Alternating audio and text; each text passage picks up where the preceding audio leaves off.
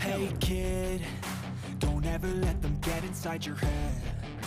They'll tell you what to do in life instead of everything you know that you could get. Don't let them guide your life towards regret. I'll fight for what I love with every breath. My past is filled with things I won't forget. I use them all to push me to my best. So treat the worst of times just like a test. If only I could go back in time, I'd tell myself that everything will end up alright. Just push yourself, test yourself, figure out what you like, and find your limits, don't be rigid, always work towards a prime. Surround yourself with open minds, people can change your life. A few friends with intent can help you feel alive. Find a passion, take some action, and with a little time, just be patient, make a statement, try to enjoy your life. They'll try to kick you while you're down. They wanna rise up while you drown. They wanna fill your head with doubt. They're silently scared that you'll figure it out. I'll make it look like I'm losing. Won't bother hiding my bruises. And when they finally think you're wounded, then it's your chance to be ruthless.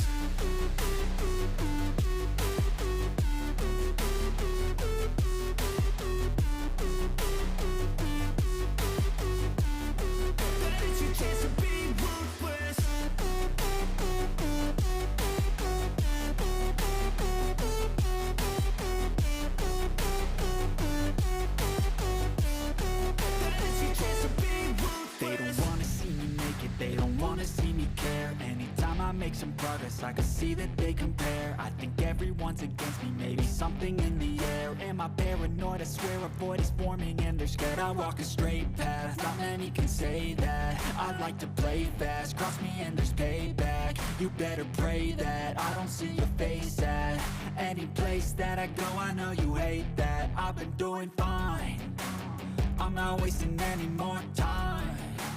I live for the fight and the climb, and I think that the pain that's deep inside is what defines. So I won't give up, I'm gonna make it to the top. I don't care what's in my way, I swear I'm never gonna stop. I could fall flat on my face and I swear I will get back up, cause I don't deserve a thing and the road ahead is tough.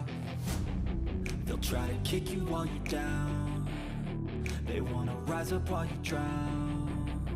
They wanna fill your head with doubt. They're silently scared that you'll figure it out. I'll make it look like I'm losing. Won't bother hiding my bruises. And when they finally think you're wounded, then it's your chance to be ruthless.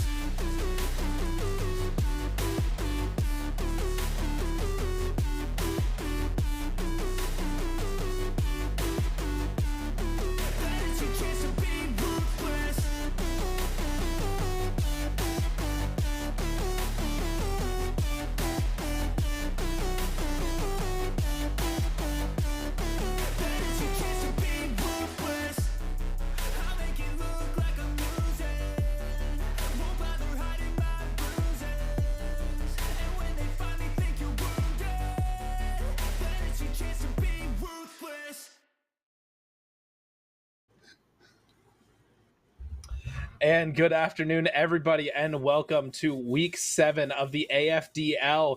I am Mega, joined by Thalassic, and now my camera decides to go blurry. That is awesome timing. Oh, that's so great. How you doing today, Thalassic? I'm doing great. You know, it's awesome to be here. I'm excited to watch more League of Legends. You know that feeling like when you tell someone, like, you should try this, like, turn off autofocus, it'll make everything perfect, and then they don't, and then it goes fuzzy?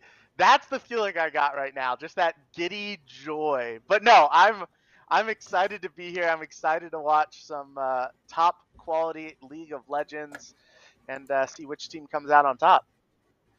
Yeah, this week we do have the Royal Navy versus UK Veterans Gaming, and UK Veterans Gaming kind of throwing us for a loop last week, picking up their first series win in the 2-1. That was a crazy one. Eddie the Rizzler was going hard up in the top lane. It was very fun to watch. It was a blast. We'd seen them earlier, maybe not do as hot. They made a couple changes. Everyone knows you're allowed a certain I think it's 15 members on your roster. So they sub some people in, some people out, and it was a really tight series, even to the end, right? Those last 10 minutes, if you Oh remember, my gosh, were that last absolutely game. insane. That last game was such a crazy ending. It was just like going back and forth like crazy. It looked like both sides were going to lose, and then the UK veterans just run down mid, end of the game in an insane team fight. It was so fun to watch, so much energy. I was really happy for them.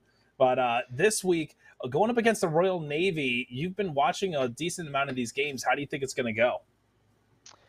Uh, I don't know. It's always like a 50 and I forgot what I was gonna say, like 5 in one hand, 5 in the other, or whatever. But it's always up in the air, right? Sometimes these teams show up and you can tell they're locked in day of, where you didn't expect them to do well. I'm hoping that we get some really tight 50-minute games and we go the full series. You want 50-minute games and 3 of them? My Look, when I guy. play League of Legends, they go 18 minutes and my team surrenders. So I'm ready to see some actual top quality game. I'm ready to see people go no kills at the beginning. I want to see a slow start, maybe some amazing objective play. I want to see us get where each team has 3 dragons. But we're We already in do not draft. all share his views on how games should be played. Most of us like action. Most of us like not just watching permafarm. I don't want to go back to the times of 2015 summer where the first kill typically happened at 18 minutes. But starting off with the bans, we are not going to see Eddie's Renekton, sadly. He was insane on that pick in game 1 last week. But we were not. We're also looking at pinching the jungler pool for the Royal Navy, not allowing the Nocturne or the Vi through. Yeah, I think these are some smart picks already, right? Vi and Nocturne we've seen throughout these series can be incredibly strong, and the Poppy too. We know these teams really like playing Poppy support, so I like seeing these targeted bans right off the bat.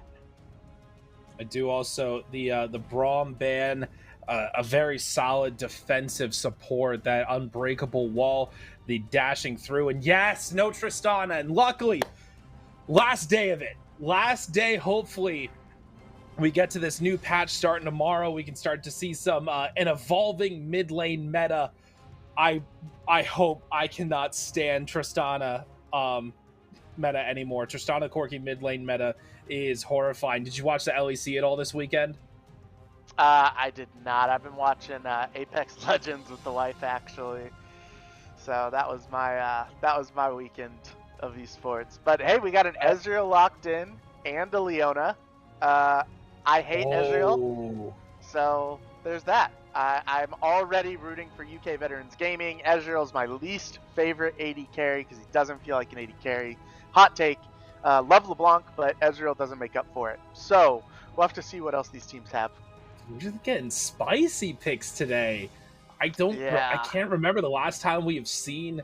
I don't think I've seen an Ezreal at all in any of these games, and I'm pretty sure we have not seen a LeBlanc, but Baki seems to have this pick ready and available. A Caitlyn Amumu coming in on the other side, a nice lot of chain CC potential from UK veterans. You got the Leona combined with the Amumu. You put the Caitlyn Yordle snap traps down, and this is a very good team fighting comp. Last pick for the first rotation for the Royal Navy will be the Maokai, a very solid AP jungler, but right now they have a very diverse damage portfolio. Yeah, I'm looking at both these teams. I definitely so far think UK Veterans Gaming has picked an easier team to play, right? I feel like it's very straightforward. You go in, you CC chain, Caitlyn's in the back, and we've seen Caitlyn's, when they get fed even just a little bit, can start three-shotting champions no matter what. On the other side, though, Royal Navy, I think just looking at the ranks of all these players, I think that LeBlanc is going to be pretty difficult to deal with in the mid lane there. I think that's Vortexy going to be on the LeBlanc, so we'll have to see how that turns out, and some great bans coming in. Aurelian Soul, Nefiri. I Why have ban seen a Nefiri? if Nefiri did LeBlanc is get out? buffs. Good some They've questions. they picked LeBlanc, right? Like that's a I LeBlanc think mid lane and an Afari ban. that might be potentially considering an Nefiri top lane because we do have a decent number of role swappers here. I Let me see if I can remember who it is. Oh gosh, who is it? I think for oh my gosh, I'm terrible with names. One of the players. Oh my gosh, there it is. Best pick in the game. Right there, locked in. Royal Navy, they heard me say That you hate Ezreal, you're not rooting for us, and they knew the one pick that could get me on their side. Royal Navy for the win. that could be a Malzahar support still, but again, this is a very AP heavy team comp from the Royal Navy. They have to round it out with a very solid either AD threat in top lane, or you have to get the tank. And there's the Galio counter pick on the UK veterans, seeing this 3 AP threat comp, knowing Galio has that natural MR build. He has that built-in magic damage shield, a Twisted Fate top lane for Eddie. So a much different pick than we're used to seeing from him. We're used to seeing the bruisers, we see the fighters, and now we're getting the Twisted Fate into Camille. I'm telling you, it is Camille, Maokai, LeBlanc as Malzahar support. It is. It is. You are correct. I have a feeling that is how they're going to play it. But I like the veterans team comp so much more. This is such a team fight centered comp, but the thing that the Navy can do to counter this is play the side lanes. You have LeBlanc that can distort an entire screen away with 2 abilities. You have Camille that can hook shot away, as well as just do an absurd amount of damage to turrets. So the Navy needs to play this on a split push comp. Meanwhile, UK veterans just need to utilize this team fight comp, kill these objectives as quick as they can, and react to the side lane pressure. Yeah, I mean, UK veterans, it's obvious to see what they're going for here, right? They've got the team fight presence. They've got the Twisted Fate with the global alt, Galio with the basically global alt. It's really easy to see how they're lining up here. They want to be able to back each other up quickly. They want to be able to take these team fights. On the other side, though, Royal Navy, their team is definitely going to be playing for some picks, right? Flash, Malzahar, alt over a wall, sets up an insta-kill. LeBlanc getting people from bushes. Camille coming over the walls. Like, this is... we're going to have to see which of these teams is able to play the game they want to play. And I think that's where it's going to come down to. If UK veterans can get those objectives early, force some big team fights, I think they're going to be feeling pretty happy. And if Royal Navy can just keep picking them apart, they're going to be sitting pretty. Well, something very interesting in how these champion profiles are set up. It's a Malzahar mid with a LeBlanc support. So is that sure they haven't swapped? Like, is this is fully updated? Yeah, like they didn't swap, right? Production has confirmed that is a LeBlanc support with a Malzahar mid. So here's the thing. Malzahar, as you're aware as a Malzahar player, one of the key abilities of his is to just perma shove a wave. And unless you're playing against Ziggs. That's true. 100% true. Just perma shove a wave, just keep them pushed in, and then roam and make your plays while your lane opponent can't react. This is different though. You have a Galio that you're laning against. You're not going to be able to push him out of lane because of that magic damage shield. And if you try to make a play bot lane, all he has to do is ult in. His target gets the magic health shield. So if you're playing Malzahar, whoever you're ulting is just like, oh cool, now I'm just doing no damage because Galio's showing up and slamming on my face. I did look and honored the top laner for the Navy. He does not play top lane that much.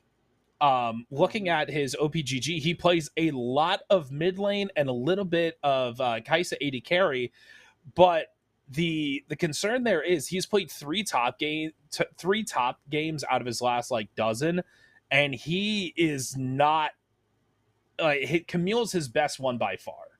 So I want to see how he's able to handle this, but if Twisted Fate just saves the gold card for whenever Camille hook shots, this is an easy one lane for Twisted Fate with just the range advantage. I think this game is going to be played through bot lane. Honestly, I'm looking at both these teams right now. The LeBlanc and Ezreal is so unique, right, for this bot lane. I don't know if we've seen, if you remember last time, the issues that we had were in the bot lane for UK, right? Yeah. I think this Ezreal LeBlanc is really going to be able to pick apart that bot lane. You're right, the Galio and the Twisted Fate should be able to help after level 6, but I really think that if Royal Navy can get off to a quick start, they're going to be able to win bot lane. And mid lane, I'll be honest, Galio, while not necessarily the easiest for Malzahar, I think this is a pretty safe lane. As long as you can avoid his little tornado, he's never going to get in with the taunt. Your shield will be there. As long as Malzahar plays safe, as long as top lane isn't feeding, I think Royal Navy will win this through bot lane. But on the other side, you know what your win condition is for UK Veterans Gaming. You know that, okay, if we're getting ganked, we need to have that Twisted Fate, that Galio come in immediately. We need to have these chain CCs down, the taunt, the Leona stun, the Amumu ult, the gold card from Twisted Fate. There's a lot of CC that's about to come in. Yeah, well, we'll hope to see what UK Veterans can do against Royal Navy Esports as we get into game 1 of this best of 3 series. Already starting off a nice little setup, but they're going to catch out Story already.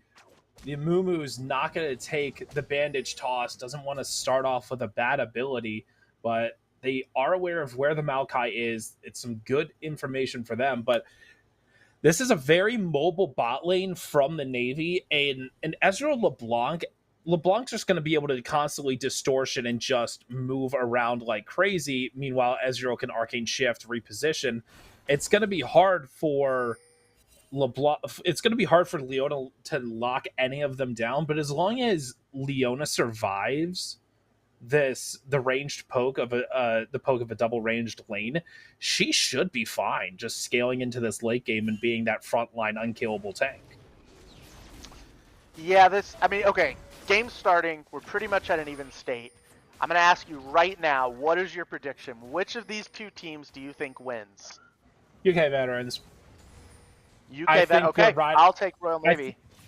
I think they're riding the high from last week. I think they're doing pretty good. Divine on the Caitlyn should be sitting okay, except for the fact that he's slightly AFK right now. What's going on? Connection issue potentially? Because right? He is just sitting there. Yeah, they are... Divine's game froze, as you can see in chat there. They are going to resume play here in just a quick minute, so... That is unfortunate, though. It's going to set the bot lane for UVG back a little bit. Caitlyn did not get any of that XP, so this is going to be a level 1 Caitlyn, going to be behind the Ezreal for a good bit of time. Yeah, you're not wrong. Luckily, they were already, they were already running back, after leashing, whereas Royal Navy didn't have to do that. They didn't leash in that bot side, so... It's not as big as it could have been, right? If Caitlyn had tried to be there for that first wave and it disconnected, that'd be different. Actually gotten killed in that exactly while the game froze. Exactly. She at least was far enough back, like hadn't quite got there, and that's what we're gonna see. Oh, that is a great engage from Kayn, though. That's an ignite down on LeBlanc, and she's gonna fall for first blood. Will get traded back. The Ezreal. They're fighting inside of the middle in the minion wave, but that is a great engage from Cade. Got on top of Vortexi after they took the turret shot. A great first kill. Hookshot goes in, does not connect. Gold card is there to stun. Eddie is going to take a lot of damage, but so is Camille getting hit by all of the minions. So it was a great engage. A horrible engage, actually, from LeBlanc, right? LeBlanc distorted in, tried to land some damage in. There, he should be able to getting a big fight here mid. Quick save. Almost getting the kill onto Baki. I still prefer to be in Royal Navy's position, right? That kill went to Leona. So while it is first blood, you're not getting it on the AD carry, while Royal Navy got it on their Ezreal. I think I'd prefer to be Royal Navy still in this bot lane. Kayn is doing a great job of landing these stuns onto LeBlanc whenever she dashes in. That low cooldown on the Shield of Daybreak, it's a very good tool, but we're about to get our first gank. Kayn is trying to keep his AD carry alive, but it's not going to work. Story with a great flash twisted advance gets on top of Divine, will secure another kill for the Ezreal. That's 2 kills, up a little bit in CS, but this is a very strong Ezreal. And it's exactly like we talked about before the game, right? Royal Navy's goal here is to play through that bot lane, get that Ezreal and LeBlanc so far ahead that even the LeBlanc support is dangerous, right, in the jungle. And I think so far, they went a little overboard with that initial engage, but so far they're doing a pretty good job of it. Vortexy taking a lot of damage inside that minion wave, though. They're also trying to bait this Camille into the top side. She's not going to fall for it. Oh, ward goes down, stops the back from Browse, and now he's backing on top of the ward. They will know where he is, but Maokai's not going to be able to take this dragon that's going to spawn in the next 15 seconds. And so far, mid lane going the way of Galio. He's able to use the Winds of War to clear the Voidlings and break the shield all in one go. Use that dash forward to get a solid knockup on the Boxy. Oh, it's a great trade. Good damage from Quick Save. Yeah, the Malzahar is getting hit by every tornado. It's killing his Voidlings, it's hitting and his shield at the same time. Just needs to play a little bit safer. Like I said, this game is going to come down to can your top lane and mid lane just stay even while your bot lane gets ahead. Yikes. It's a lot of damage from Eddie onto Camille, but Eddie is still only level 5. Looks like he was forced back a little bit from the CS. So we are going to get the engage from Honored. He's on top of Eddie. The stun goes down. The ignite as well. A great gold card from Eddie, but he is about to get stuck. The twisted advance will connect under the turret, and Eddie gets a good gold card onto Story. Trades a kill back. Honored gets 1 kill. Meanwhile, Eddie will get a return kill. 1-for-1 trade. And a good counter gank, or a good 1v2 from Eddie. Well done. Absolutely. Meanwhile, X-Browse is going to take advantage of the Maokai's death, will secure the first grubs of the match by himself. So a very solid pushing power for this Caitlyn and this Twisted Fate. And one thing I didn't get a chance to mention in pregame, but I really want to see, is I want to see kind of if they are able to get all 6 Void Grubs for UK Veterans. What I want to see is I want to see the double side lane pressure of the Twisted Fate and the Galio, both with those semi-global ultimates. Say Twisted Fate ults top lane at the inhib, Galio joins him, and then they just have a 2-man push. Meanwhile, the rest of the UK Veterans are, let's just say, dying, but keeping them from backing and being able to get a lot of pressure, like around the dragon or around the bot lane. Yeah, I think that's probably one of the ways that they can split off, right, and get some objective there. But that last top lane play, I mean, you thought it was going the way of Royal Navy, the 2 against 1, but Twisted Fate actually gets the counter kill. He gets back to lane with the teleport. His jungler takes the Void Grubs. They have full top control, and Royal Navy responds by shifting towards that bot side again and trying to pick up this dragon. Oh, another ward placement goes down. A nice Curse of the Sad Mummy. Will locked up. What the heck was that? I don't know what happened. X-Browse ends up between the walls somehow, but they do pick up that first kill for the Amumu. Oh my gosh. Spectator bug, please? If that was in game, I'd be freaking out right now. Yeah, the Amumu suddenly on the other side of the wall and then back, and that's got to be a spectator. Yeah, very weird, but a nice dash forward from Josh Bosch, getting a good bit of damage onto Divine. But these trades are working out really well. True Shot Barrage hits both.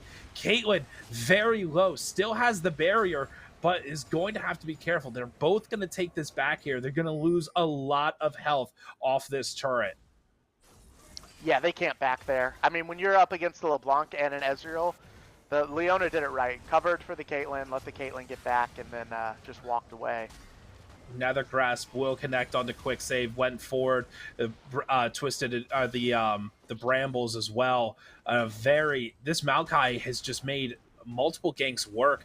Granted, yeah, one death did go over to the other team, but this is still just 3 ganks and 3 kills for the Royal Navy. Story is playing very well on this Maokai.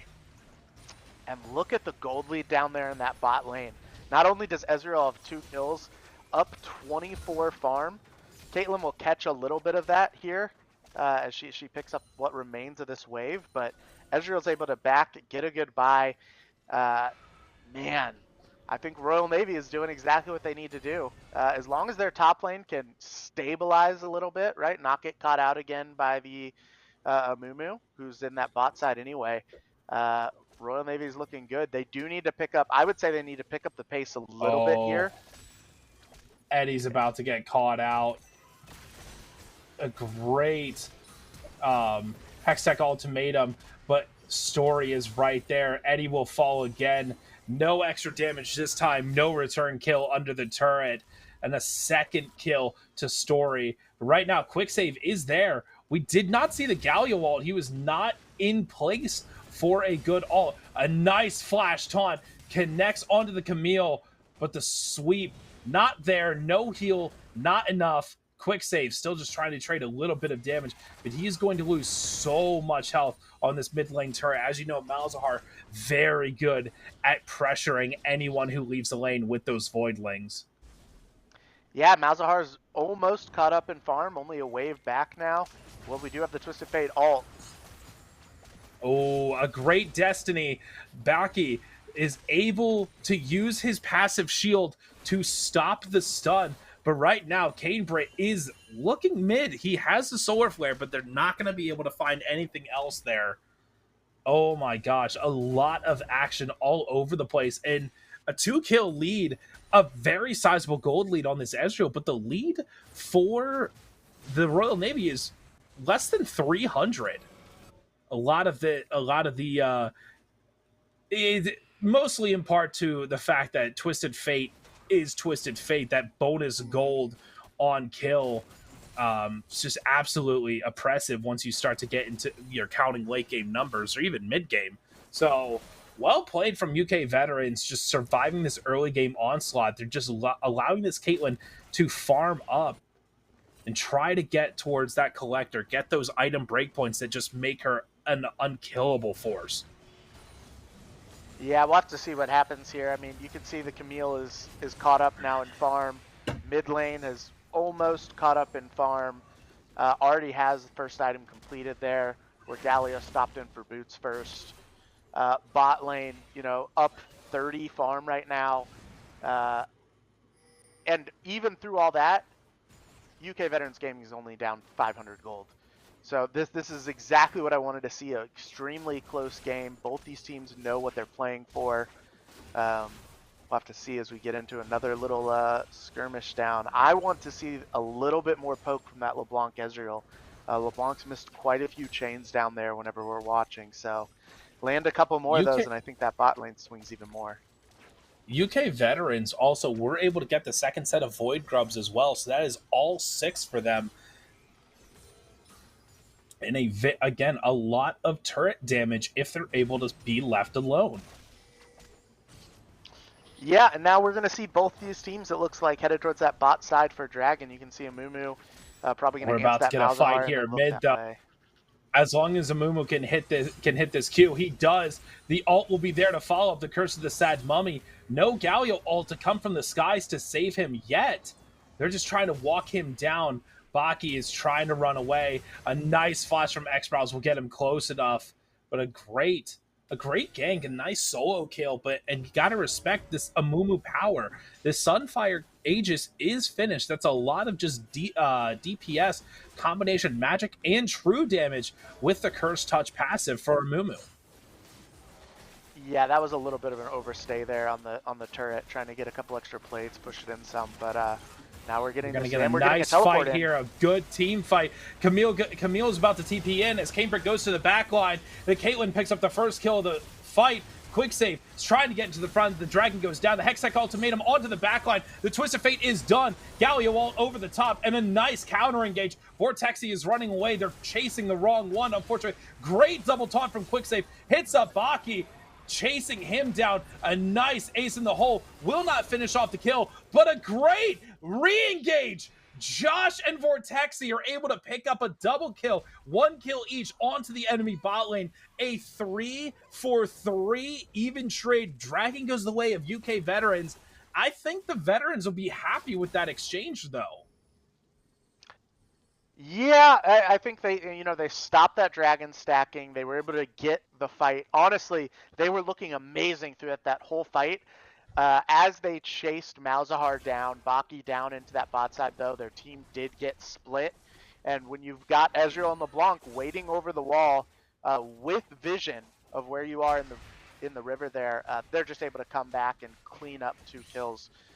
I mean, for Royal Navy, teleporting in, Malzahar dying 2 times basically back-to-back, you feel okay about the trade. It's not the best, but you're glad you got something. Good bit of damage onto Divine there from Vortexy. Not able to dodge out everything.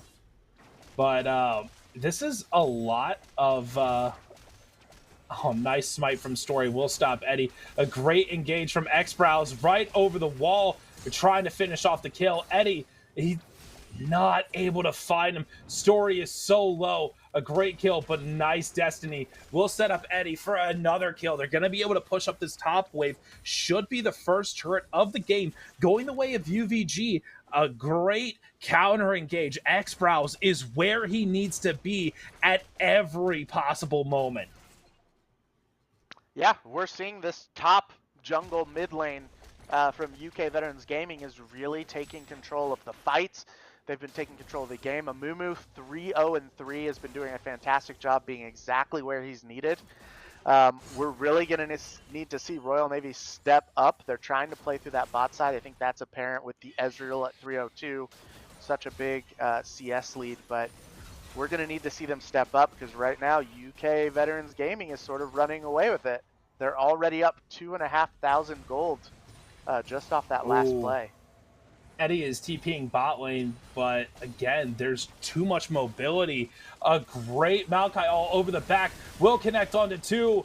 A nice Ezreal ult is right there. Galio ult in return. Cambridge just completely whiffs the ult, but Story went a little bit too far. The Galio ult, the heroic entrance to save his team.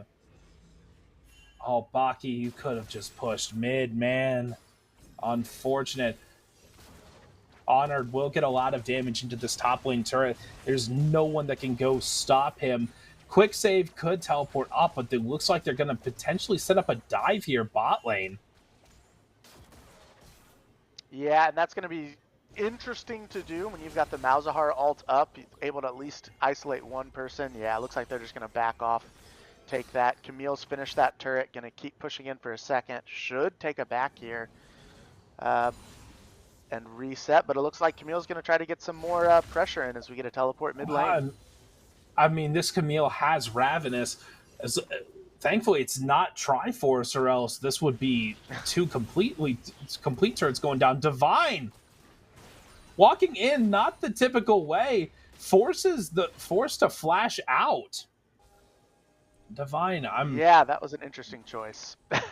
not a good one at that. So what I do want to see, I want to see the combination of ults on the UK Veterans. I want to see the Amumu ult layered with the Galio ult, if they can get them up at the same time, particularly around this dragon fight. X-Brows is going to have flash ult this next fight, and if he can get on top of the bot lane for the Royal Navy, combined with the Galio ult right over top of it, if they can time it properly, that is an immediately won team fight between the Amumu stun, the Galio knockup, and the Galio taunt. It'll lock the bot lane in place for so long. There's no damage that's able to be put back.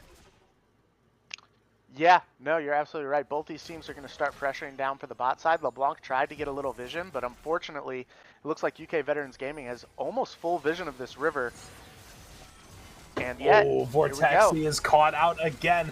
X-Browse throws out the ult, only hits Vortexy, and a nice heroic entrance from Quicksave. They will be able to pick up this second kill on the story eventually. Honored is in the back line. He is going to get stunned by Eddie the Rizzler. The Nether Grasp from Baki is there. Nice ace in the hole, finishes off Story, and they are going to escape potentially with the Cambridge, like a madman, goes back in, sacrifices himself. They're able to shut down Josh, and that is a 1 for 3. UK Veterans come out ahead, 3,000 gold lead, and they're going to be able to pick up this Ocean Dragon. Meanwhile, Quicksave's going to be pushing that bot wave. That is a very good fight for them. Absolutely. They played that absolutely perfectly. You thought at the beginning of it, the LeBlanc getting caught out a little bit, that it was going to go in their favor, and you weren't wrong. I mean, this fight got a little disjointed from Royal Navy. They weren't able to get through that front line. Caitlyn's on the back line firing, and they're able to basically clean up the fight. You're looking at Twisted Fate 6-3, Amumu 3-0, Galio even 2-1. This group of 3 people is really taking over the game, and now they're 2 dragons up. They don't really even have to worry about Royal Navy getting the soul, as long as they're not getting picked out by this Ezreal, this LeBlanc, this Camille. They're happy with their position. The Ocean Soul will benefit UVG so much. That healing from all the poke, from the LeBlanc, from the Ezreal, just being able to heal all that back up. Look at that damage. About 400 damage on a single Q from Ezreal if it hits a priority target. It's so strong with the finished Mana Zane and the Triforce. And this is what I was talking about at the beginning, though. If you're playing through bot lane and your AD carry is Ezreal, I would much rather have a Caitlyn, a Jinx, a Zeri, honestly, any other AD carry. Oh no! Vortexy! Dash over a trap! The chain CC from Cambridge is there. We got fights all over the board. A nice barrier from Divine will keep him alive for just a little bit longer. Josh picks up another kill, but Eddie is right there to avenge his fallen teammates. Nice gold card after the Destiny. Picks up Josh, and this Twisted Fate is dealing a lot of damage if left alone. Oh, Story gets caught out. X-Browse going in with the bandage toss after flashing. Story is just going to get collapsed on. Going to try to take the blast cone to safety, and he will succeed. Quicksave is trying. He does enough damage. Just barely getting tickled in the back. Oh, Grump, just let him back. Meanwhile, yeah, top lane. I'm sorry, continue. No, you're right. Top lane Camille, is able to get some farm and then back off, but this game is fully swung in favor of UK Veterans Gaming. Up 4,000 gold now. Realistically, the Amumu, the Galio are just so tanky, and the Twisted Fate is doing so much damage that if you're looking at Royal Navy's team right now, and you're trying to figure out where do we play through, the answer is Ezreal.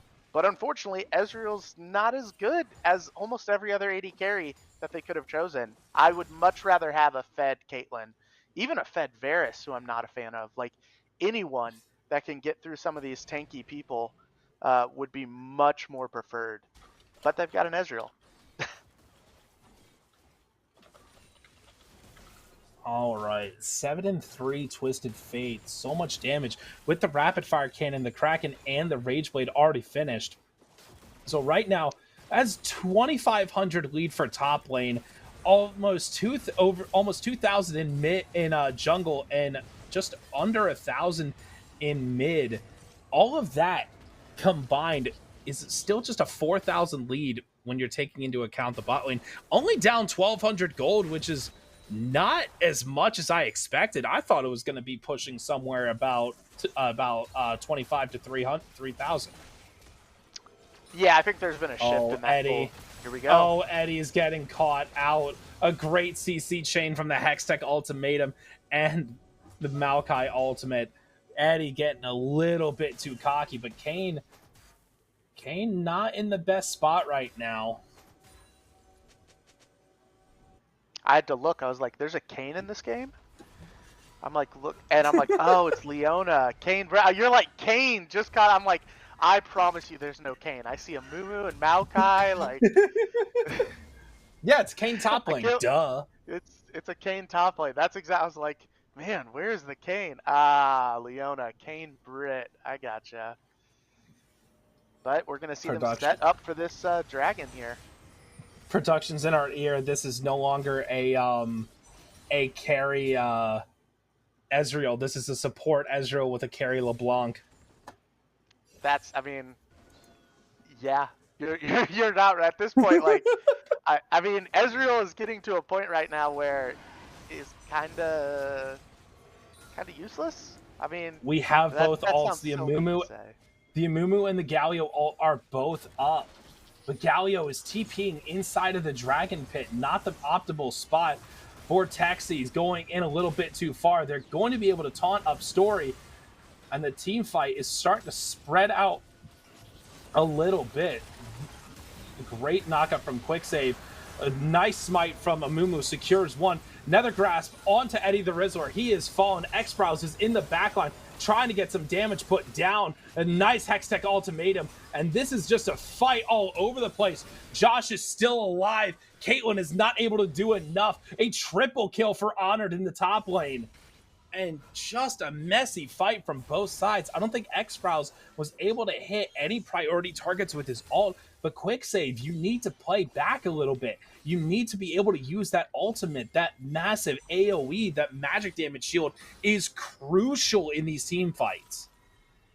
Yeah, that's exactly what Royal Navy needed. They needed a fight that was chaotic, messy. You couldn't keep track of the LeBlanc distorting around, the Camille jumping, the Ezreal jumping, and what we saw there was UK Veterans Gaming was not able to get one consolidated fight, right? Galio is getting peeled off to the south. Someone else is getting peeled off to the north there. And now we're going to have a disconnect, it looks like, and we're going to have a quick pause while we try to get them back in.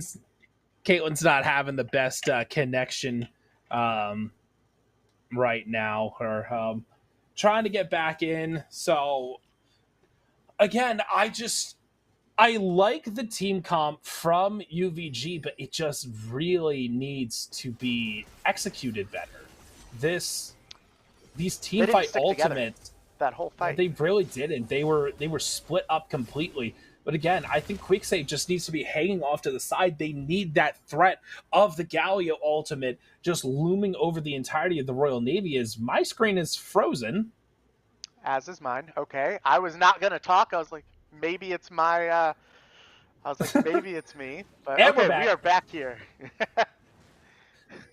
League client issues, always fun. So we should be able to see, they are going to start up this Baron. Story and Royal Navy, they are going to start up this Baron. Twisted Fate's in the bot lane. Amumu has the ult. So the way they're grouping up right now, this could be... it's a great hit from Baron. A lot of damage onto the backline. The ult is down. Oh, great advance. That is an amazing Amumu ult over 3. The Solar Flare to follow. That is 3 down already. Ace of the Hole connects onto Vortexy. They are running away. A nice bandit toss will pick up Josh. A triple kill for him. And that just means that they got Eddie in the bot lane. He's able to start taking the base. They just need to stop Vortexy from being able to back, and this is going to be a dangerous push. Yeah, that is not the fight you wanted. I understand the idea of it. You see Twisted Fate in the bot lane. You know he doesn't have his ultimate up. If you pressure Baron, you can take a 5v4 fight, but you got to remember, it's not just them. You still have the rest of the team. They're all still strong, and they're doing a ton of damage. And so what do you get? You get an amazing Amumu ult. You get Galio in this fight. You still have your Caitlyn. You still have your Leona. And unfortunately for the Royal Navy, their whole team basically gets wiped with the exception of their support. And even though they're able to get back in time to stop them from taking the whole base, UK is still going to be able to take an inhibitor. So the one thing I do want to point out is that this Maokai and the Camille are running armor boots. I get it. You have to deal with the Caitlyn, you have to deal with the Twisted Fate, but there is an enormous amount of every single player on UVG has at least one CC ability, if not more. The only ones that only have one are the Caitlyn and the Twisted Fate. So this is definitely a game where you're just like, you know what? I need to sacrifice the reduced auto attack damage. I need that. I need that tenacity. But this is an insane game. X-Browse is playing an amazing game. 6-1-9 on the Amumu. He's been everywhere he needs to be. I think he's only had, one bad ultimate this entire game so far. And it was just in the team fight where they went even. So X-Browse finds one good ultimate, and that is the entire fight already won. Eddie the Rizzler is going to get jumped on. A nice Hextech ultimatum, and Honored is going to pick up another kill. The Ignite will tick him down, but Honored is not in the best spot right now. Galio taunt will come through, as well as the Justice Punch. This Camille will fall eventually to the ace in the hole, and they are set up right on top of Baron. Amumu does that is have unfortunate. They are not gonna start it. They're gonna have to play. Oh no! Of course, they're making fools out of me. They are gonna start this up. Amumu with the Leandries and the Sunfire, as well as his percent max health damage from his tears, and a nice engage from Quick Save will almost get on top of him. Baki is forced to flash away. Maokai ult comes out. Caitlyn flashes away from it, and he is right. X-Browse is right in the middle of them. No ultimate left, but he survives long enough. Will fall eventually in the end. Story is going to pop as well. Cambridge is into the back line. They are locking Josh down. Eddie respawns, and this is going to be the Baron and potentially the final push for UVG.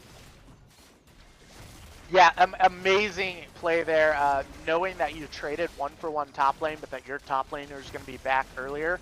They played the fight slow. They were able to back out a little bit. Twisted Fate is able to get back in the fight using his teleport and help clean it up. So it's looking a great play for them. On the other side, though, Royal Navy realizes, hey, we lost the Baron. We can still get to this dragon, and they're going to try to at least stop the Dragon Soul if they're able to get it in time.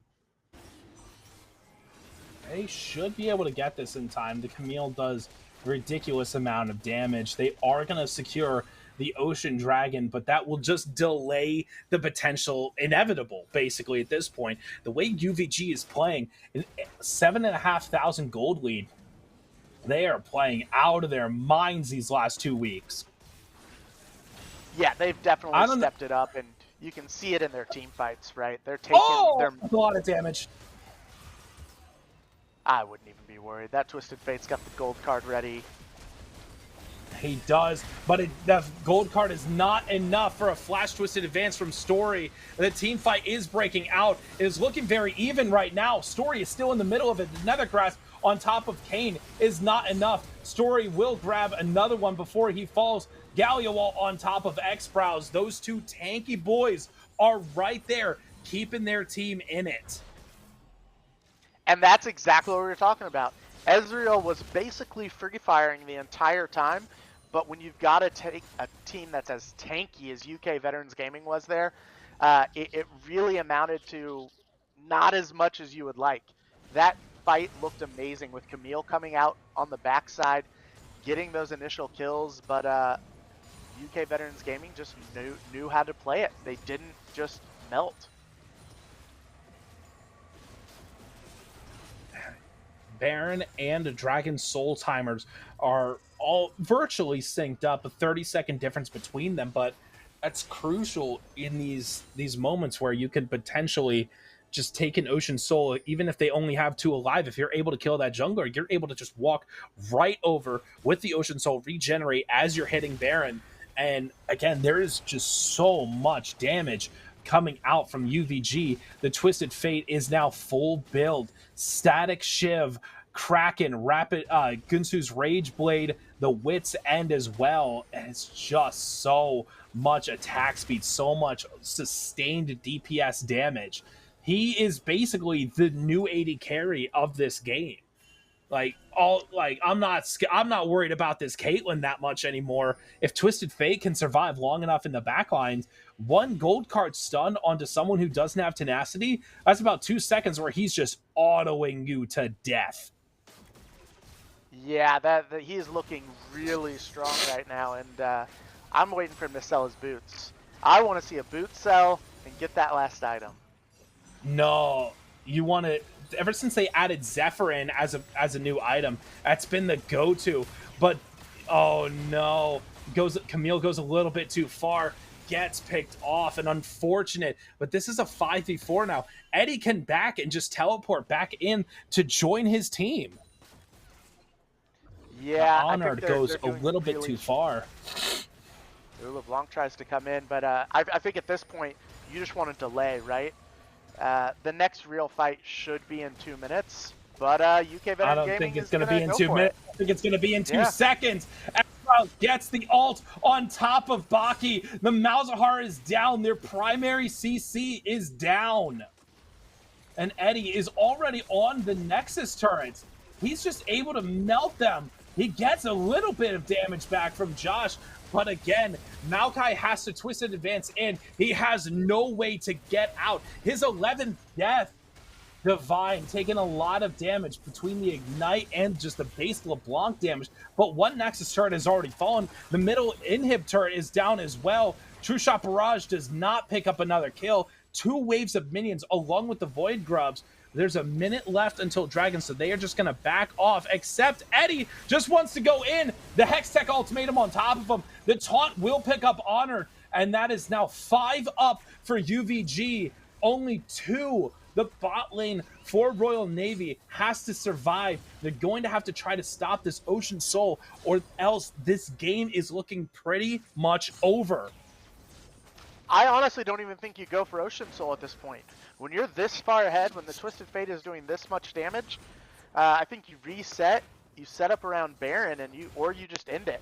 I mean, when you've got a Twisted Fate who can ult in, I think this is a man. I don't know if you really want to take a straight up fight around an objective right now. I just go for it. You're winning every fight right now. Counterpoint. If Twisted Fate gets hit by an Ezreal Q, he's just able to walk up, auto someone with the rapid fire extended auto, and then walk back and heal up half that damage he took. Yeah, well, we'll see right here. I mean, you can see both teams are sort of angling for it. You got Malzahar and Camille super late. Divine's off to the side, and he's getting chunked out by the LeBlanc already. About 60% health. They don't have anyone else nearby. True Shot Barrage over top, and a nice smite secure will get the Ocean Soul for UVG, and the fight breaks out. Story is already into the backline. The hook shot connects onto only the tanks. Hextech Ultimatum in the back. Caitlyn's trying to fight off over onto the side. The LeBlanc will fall in a 1v1. Ace in the hole connects. Baki is about to get blown up. Josh is stuck off to the side as 2 mega CC tanks are running him down. Baki picks up 1. Josh is going to fall as well. A 5-for-1. The push is in, and UVG will win game 1 of this best of 3 series off the back of a monstrous X-Brow's performance on the Amumu. 9-2-18, a 6-1-22 Galio, a very dominant game from them. Well played by UVG, picks up game 1 over the Royal Navy. Absolutely fantastic game to watch. That's exactly what we wanted to see. We wanted to see it spicy almost the whole way through, and then UK Veterans Gaming just started taking fight after fight after fight. And like we said earlier, they had the better team comp when it came to those big group fights, and we saw it. The Amumu, the Galio, the Twisted Fate. You tried to play through that bot lane for Royal Navy, but you had an Ezreal. I'm sorry, I'm saying it right now, that the Ezreal was a little lackluster. I'm even going to say my favorite pick in the world, Malzahar, looked just like Sejuani did last week. And really didn't add anything to these fights. The ult wasn't doing it. The silences weren't really helping. UK Veterans Gaming looked absolutely phenomenal, and I'm excited to see what they do next. If you disparage Sejuani one more time, I'm gonna start coming after you, boy. But yes, kudos again, UVG, X Browse, their mid laner, that mid jungle duo synergy. They played so well together on those couple of fights where they were able to layer both the Amumu ult and the Galio ult. It was just an instantly won fight. So much CC, so much raw damage that they're able to put out. And the Caitlyn started off fairly weak, but still able to hold her own. That Maw of Malmortius did actually save her against the LeBlanc trying to assassinate her in the back line. But I do think I would have rather seen it switched. I would have rather seen LeBlanc mid and a Malzahar support. That LeBlanc could have made so many extra roams up the top side and picked off Eddie. He was playing so aggressively. He got picked off so many times. And give LeBlanc those kills, that Caitlyn's not surviving even with Maw of Malmortius. But yeah, again, kudos. Sorry. I was just going to say, both these teams looked like they knew exactly how they wanted to play it. They did their absolute best to play around their game plan. I think in the end, you're right. There was a little bit of a draft gap there. I think UK Veterans Gaming picked an easier team comp to actually execute expertly, and it showed there. Yeah, and we are going to toss it off to a short break, but we will be back soon for Game 2.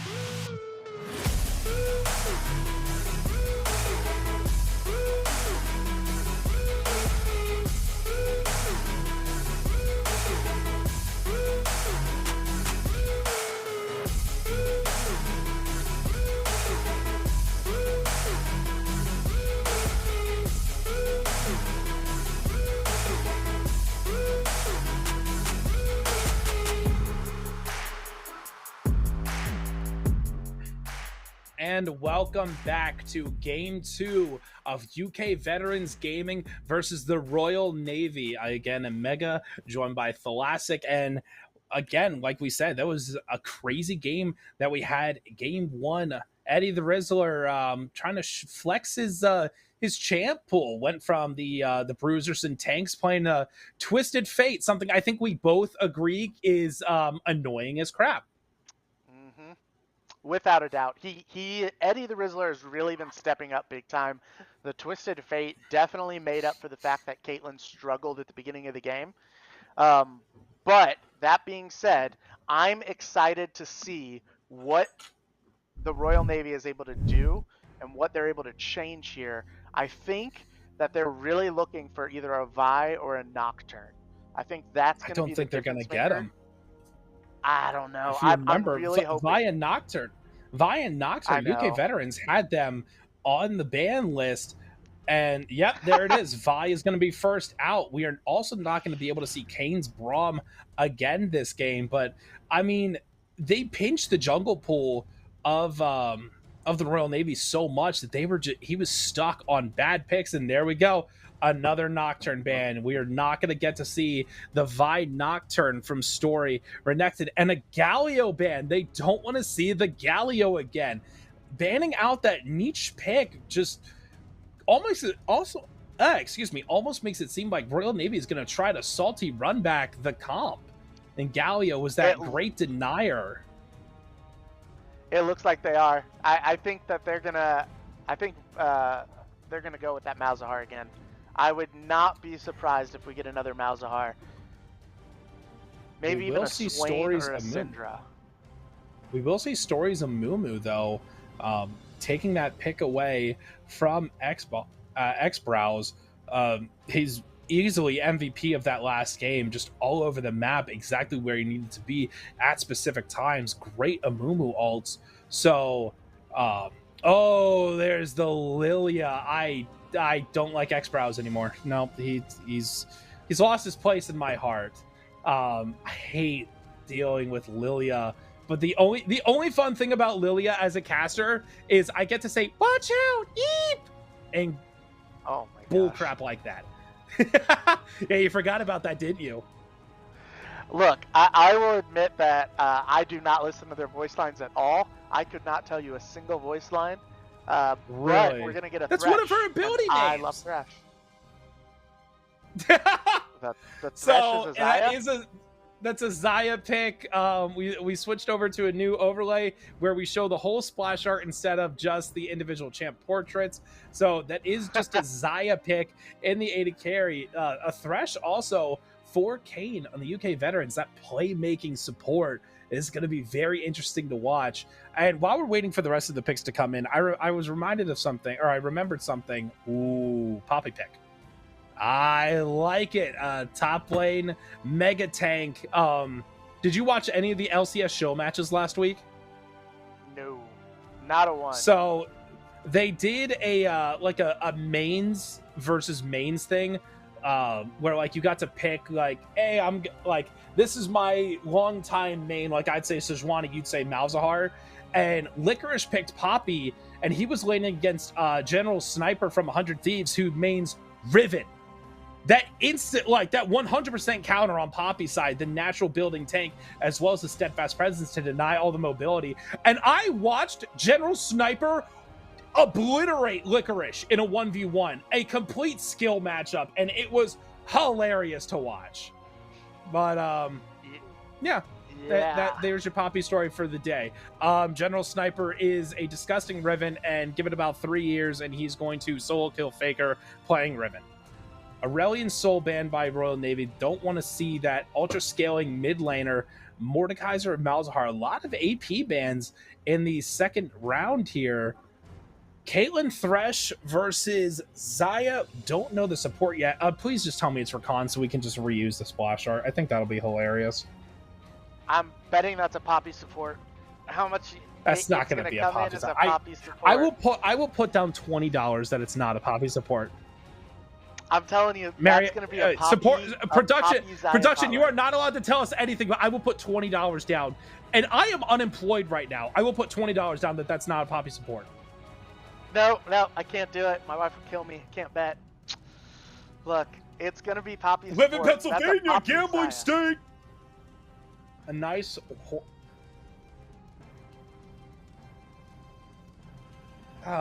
Production just told us we're not allowed to gamble on community games. See, I knew that. I knew that, you know, look. No, you didn't. No, you 100%. didn't. Don't lie. 100%. That's why, you know, I'm just trying to keep you honest here, you know. We're going to stay away from gambling, no swearing. You know, it's going to go great. But no, we do get a Hue. I'm excited to see Hue. I like it mid lane. Nefari getting banned out last time, so this is a change. The Fury against Hue mid, and there's one thing I will admit, I do not know all of Hue's abilities. All I know is about 3 of them that are all very annoying. I know the Fear, I know the I know the river, I know the river paint. Boom! There it is, guys. Hey, you should have taken it. You should have taken it. Production's in our ear just laughing because they know where the picks are going already, so they're just like, I already know everything. I don't think you know what's. I don't think you know what silver looks like, though. Hey-oh! Oh my gosh! I'm gonna get fired after that one. We got a Scion. Yes, that was to you, production. So Set against Scion top lane. This, oh my gosh! If Set can find the perfect ult, if Scion engages, that Nefiri and Xayah are going to die immediately. This is a great. I like this extended teamfight comp from UK Veterans with the Lilia just running around doing % max health DPS, the Hue just firing all of his abilities down, just painting everything. Caitlyn should be able to remain untouched. Nefiri just jumps on her, and Thresh can lantern her back to safety. So I think for this one, I'm going to give it to UK Veterans. I think they're going to sweep Royal Navy. Yeah, I'm looking at these 2 comps right now. Not a fan of the Inting Scion top, and we all know that's what it's going to be. So, look, I don't think it's going to be an Inting Scion top. I think when the Scion 0 and 12, regardless of what the Scions accomplished, this is going to be an Inting Scion. Look, I am not a Scion fan. I understand people are. I don't think Scion's as good as Set. I don't think Nefari's as good as Way. We've seen that the Caitlyn, while a great pick, this particular Caitlyn is not this team's strong suit. Their AD carry is probably not their strongest player. However, I still think Caitlyn brings a lot to the team. And I think that as long as the Caitlyn's able to scale, like we saw last game, still does a lot of damage. So I think Caitlyn's going to be better than Xayah. I think Thresh is better than Poppy. All down the board, I think UK Veterans Gaming wins this one. With the exception, maybe, of Jungle, if the Amumu can get some good ganks. So here's the thing. I think Poppy would be considered a soft counter to Thresh. Say Poppy gets hooked. In the time between No. Hear me out. By the time Thresh is able to take his Q and try to push Poppy back, like if Thresh engages onto Poppy, all she has to do is push him back under turret, and he is stuck there. If Thresh engages onto Xayah, all Poppy has to do is heroic charge on a minion and then put up the steadfast presence, and boom, Thresh is just immediately grounded where he stands. So I like this Poppy pick. I think it actually can work really well. It will stop the watch out Eep. It will stop the Lilia E, I believe it is, or her W, her jump. Anyway, it will stop her jump. I gotcha. The only champ that it cannot really stop is the set showstopper ult. That is the only one that it really will not. It can't stop because he's unstoppable during it unless he dies. So I think Poppy really, it's going to be make or break. I like Xayah as a champion. I've been playing Xayah and Kai'Sa a lot more in on my extra accounts. I think Xayah can do a massive amount of damage if left alone for a while. But again, if Set can just find a nice flank or even just throw Sion or Amumu back on top of her, she's going to die, especially if she uses her ult and Set gets a nice haymaker doing that mathematically correct Set 2000 true damage. Oh my gosh, this champ's so balanced. Ha ha ha ha ha. Speaking as a top laner, I think Set should be fine into this matchup against Sion. There's no reason why he should die pretty much at all, especially once Set starts to get like Sundered Sky, get some of those bruiser items. Hui into Nefiri, though, if Nefiri jumps on Hui and he tries to use the fear, it can be blocked by her wolf pack, the dogs. So that is his main CC, like pretty much his only CC ability is down at that time. So that's also not to say that if Hui gets caught out by the bandage toss of a Mumu and then he just gets collapsed on. So this is a pretty immobile UK veterans team against a very hard CC Royal Navy. But I think if they're able to survive a couple of these early game fights, they should just be able to scale into late game and take game 2 and sweep the Royal Navy. But right now we are going to see what's going to happen getting into game 2. And we got what is going on mid? I love it. It's the spamming, right? Like, I absolutely love it. These teams are setting up. They're both kind of respecting each other here, maybe. There we go. But, yeah, I don't know. I'm looking at both these teams, and I think it's UK Veterans Gaming. I expect to see them play a little bit softer in the bot lane, and then I expect to see them, as long as they're able to maintain a solid Caitlyn isn't feeding, I think they win this one. They maintain a solid Caitlyn isn't feeding. That's a very, very good way of putting it. The standard 5-point setup. Amumu is doing the start with the E, and the reduced cooldown of it by 1 second whenever you're hit by a basic attack is very good for taking the Raptor camp. When you start off with 6 units just attacking you, you're able to clear it out very quickly with only 2 or 3 hits. That way you don't need the leash, and you can just immediately have your bot lane go to lane. Guardian for Kane Brit, but Divine is just immediately chunked into the wall. Vortexi throws down the Ignite, trying to chunk down Divine, and it will work. Half health on the Caitlyn, but she does have fleet footwork, so these autos will just be able to heal her, as well as the Thresh throwing, getting the executes as well. A lot of damage being traded. Eddie is trying to just get some damage down here top while dealing with the minions. Great layering of the auto attacks and a nice CS lead. It's going to be hard for this side to pick up a lot of these minions under turret, though. We're just trading. Every lane is being very aggressive to start off.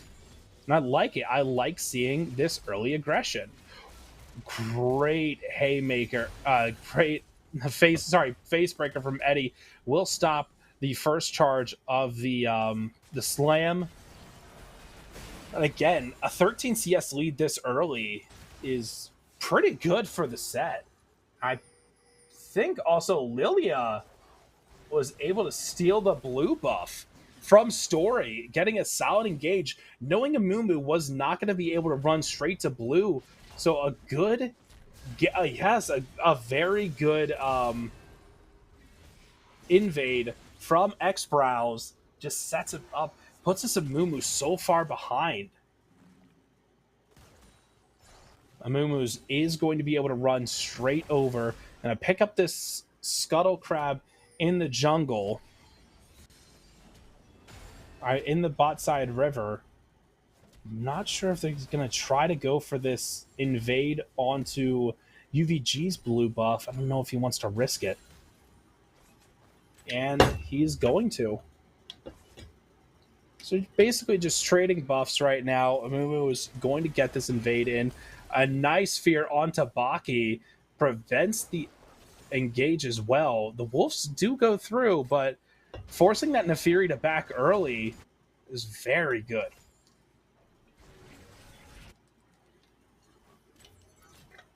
But we're going to get our first gank of the match here. Story shows bot. Kane is already there, waiting so far back. So in case the bandage toss comes through, all Caitlyn has to do is take the lantern. Misses the cannon here, a little bit unfortunate. Misses the hook as well. Little bit of an oopsie. Right now, everything's looking fairly even. A nice blade caller from Josh will chunk a decent bit of health from Kane, but the auto attacks are there. Another fear stops Baki from being able to engage and try to poke down this way. Started off with the tier, so a very good start from him. Oh, the flay, mistime, unfortunate. Flash, dash, they push him into the wall, and first blood goes to Vortexy. A great counter engage, throwing that flash up and getting that audacious, that charge, not the audacious charge, sorry. The charge onto Kane Britt, pushing him into the wall. Caitlyn, no. Down 14 CS. Not looking too good at the moment. But you know what? I will say it is not like super worrisome, is what I'll give it right now. That is unfortunate that happened bot side, but it's exactly what we expected, right? We expected Royal Navy to try to play through their bot side again. The question is, as we get some good trades in the top lane, the question is UK Veterans Gaming, are they going to be able to do enough in that top mid jungle again to outshine how well Royal Navy is doing the bot side? And we've got a little bit of a trade here. Yeah, the ult comes in. Oh, a nice flash! A very good flash from the top lane. Scion in quick save is going to get caught out. 3 people in the mid. Baki picks up the kill onto quick save. But Eddie is trying to survive right now. Honored. That great flash will dodge the damage from the haymaker. X-Browse is right there. Misses the first hit. Does get a bit of a tag onto Baki, and a nice bowling ball picks up the kill. They are going to try to catch out Story here, prevent all 3 grubs from going down, but they're not going to be able to catch him up.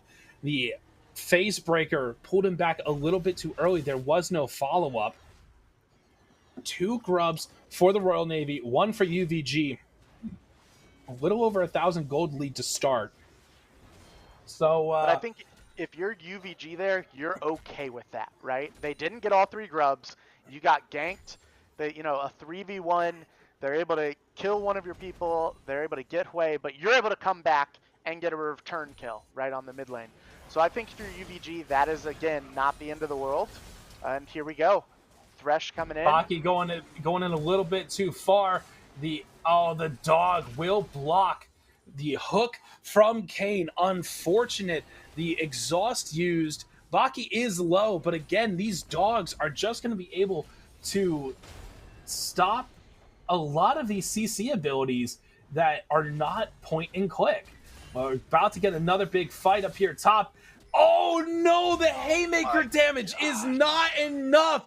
I'm 90% sure he is on single-digit health, just barely surviving. Scion is going to stick around a little bit. Kane taking a lot of damage, will get hit by the charge. The hook is dodged out by the Feather Storm, and another shot goes out. The Kane will fall. Josh is trying to get some damage, or trying to survive the hits from Caitlyn. Being traded back. I am all over the place today. We got action on both sides of the rift. And oh no, Caitlyn walks right up against the turret. The charge goes through. Vortexy is getting minion blocked. Vortexy is getting minion blocked, but he will survive. The barrier for Josh just barely keeps him alive. The minions were targeting him. Goes into the bush, resets the aggro, but oh my gosh. Kane! He's right there! Oh no! Oh, that you hurts. Checked the bush a second earlier.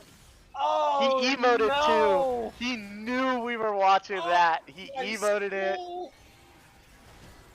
My soul hurts. Oh no. You know what though? After all of that, right? After all of that, it's still only 1,000 gold lead for Royal Navy. I think Royal Navy did absolutely fantastic in the bot lane fight. You can definitely see their bot lane feels a little more comfortable, and a good gank here coming in. Yeah, great job, Nothing. bot lane, but Royal Navy decides I can do one better. 3-mans in a perfect CC chain onto this immobile Hui. X-Browse is caught out. Curse of the Sad Mummy will pick up one. Baki is trying. The Lilia ult is there. They will fall asleep. They grab the kill, though. Getting a kill while you're asleep is, just imagine you wake up and you're like, hey, guess what? By the way, you're on trial for murder. And he does get a nice kill with some autos after the haymaker, but Honored will grab that extra kill in return with the Zombie Scion passive. Is going to be able to start stacking up the Heartsteel here very quickly. That extra bit of damage. And Eddie over there is able to pick up the Blade of the Ruin King now. The percent max health damage will be helpful against a Scion who, as of now, has no armor.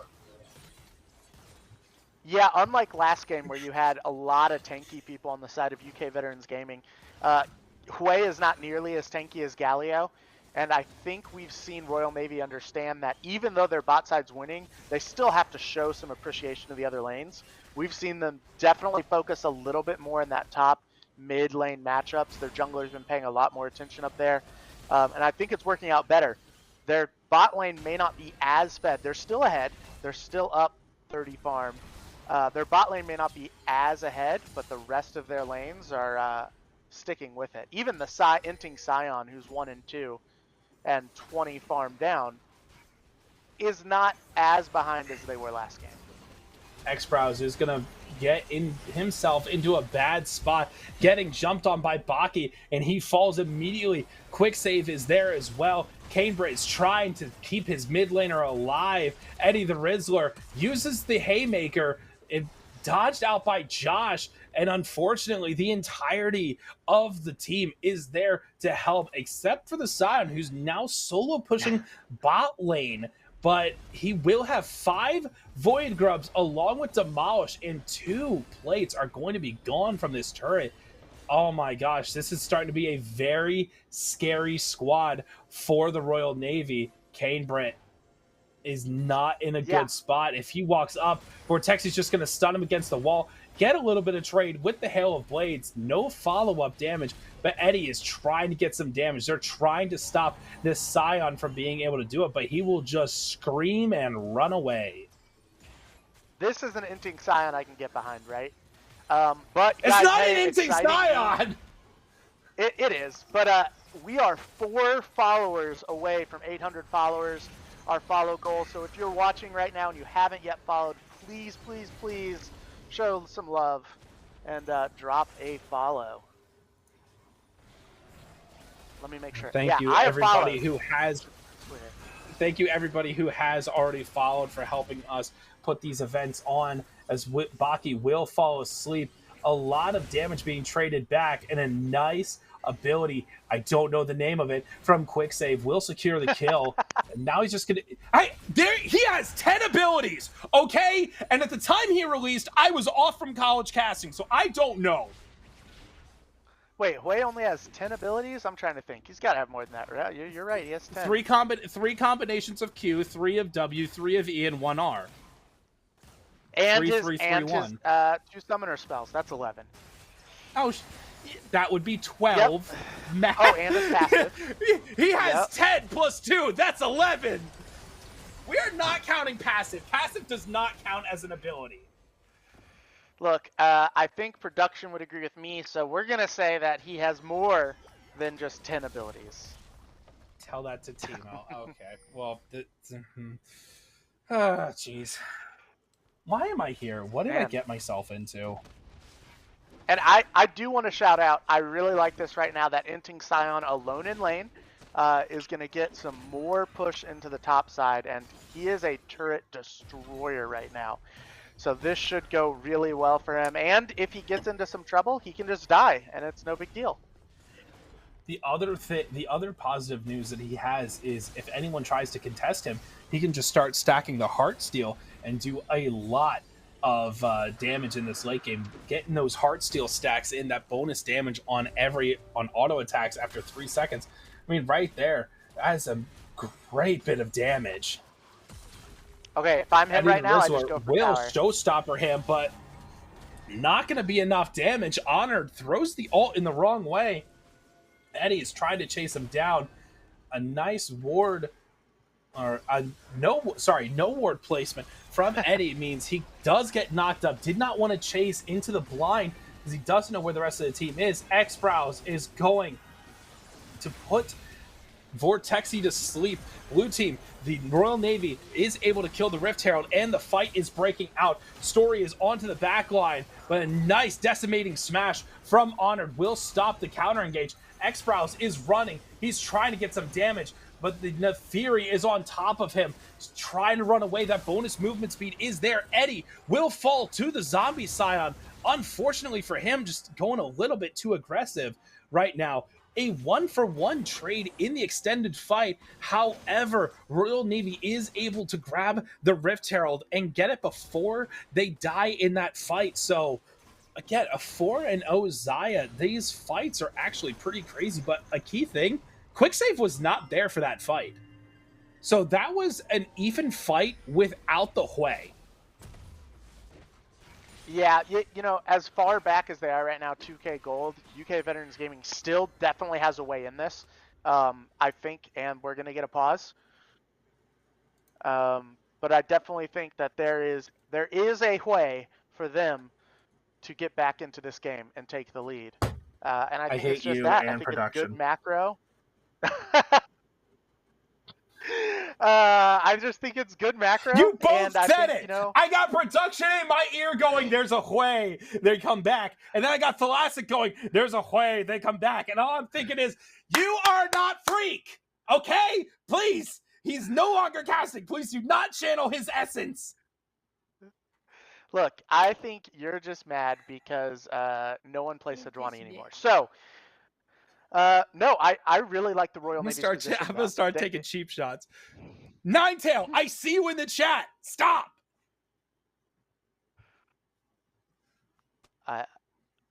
Oh man, yeah. Where there's a will, there is a way. And we're just waiting on a player right now to reconnect. Yeah. I'm pretty sure it's the Caitlyn. Is it possible, production? I'm not sure. Can you toggle to gold right now if we can take a look at that? Yes. Okay. Pretty standard leads. It's basically the entirety of the gold lead is sitting in the bot lane for the Royal Navy. 2,400, almost a full item up. This Xayah over Caitlyn in 30 CS and a bunch of kills, and 1,000 gold on this Poppy. Those extra kills and assists doing some work. So again, this is a pretty standard game. But Baki's taking a lot of damage from Eddie. The Haymaker is about to come in as it freezes up. Great timing, League client. You suck. Eddie is trying. He's running him down. Will get hit by the bandage toss. The Haymaker does not connect onto Baki. And Eddie is going to fall from the ult from Baki. The Wolves are hunting and they pick up. Production, if you start making cringe jokes at key times, I'm gonna lose my mind. Story is gonna get caught. Oh, great! Keeper's verdict pushes them away, denies the kill, and right now there are fights all over the map. Josh Bosch picks up the solo kill onto Divine. Quicksave is trying to pick up Honored.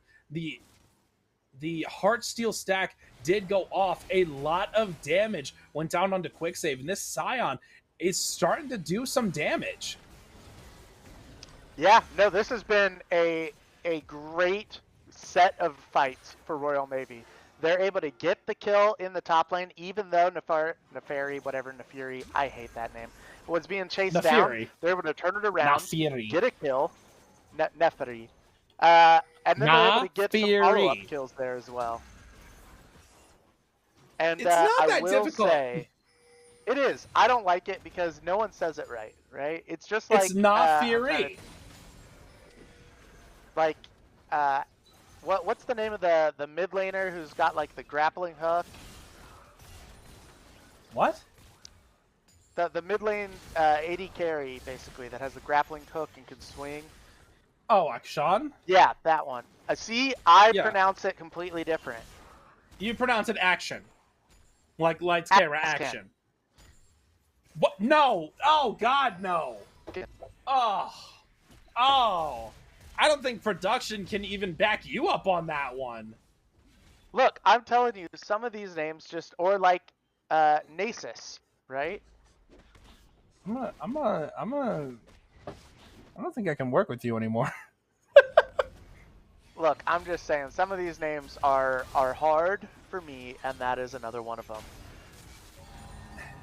A lot more fighting between Eddie and Honored up here, but Eddie is starting to get the better of these trades. Unfortunately, there's no follow-up damage. The showstopper wasn't enough for Texi. Also trying to push Browse back into the wall.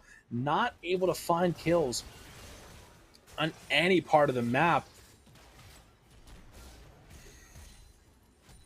A 90 caliber net headshot from Caitlyn barely did 100 damage to this Poppy. Just what we said, though, right? The Caitlyn is not exactly the strongest player on the team. We just need Caitlyn to stay meaningful so that hopefully around 35 minutes, she's doing enough damage to really benefit. A great push into the wall, and the Lilia is down. They went hunting, and Bambi's falling.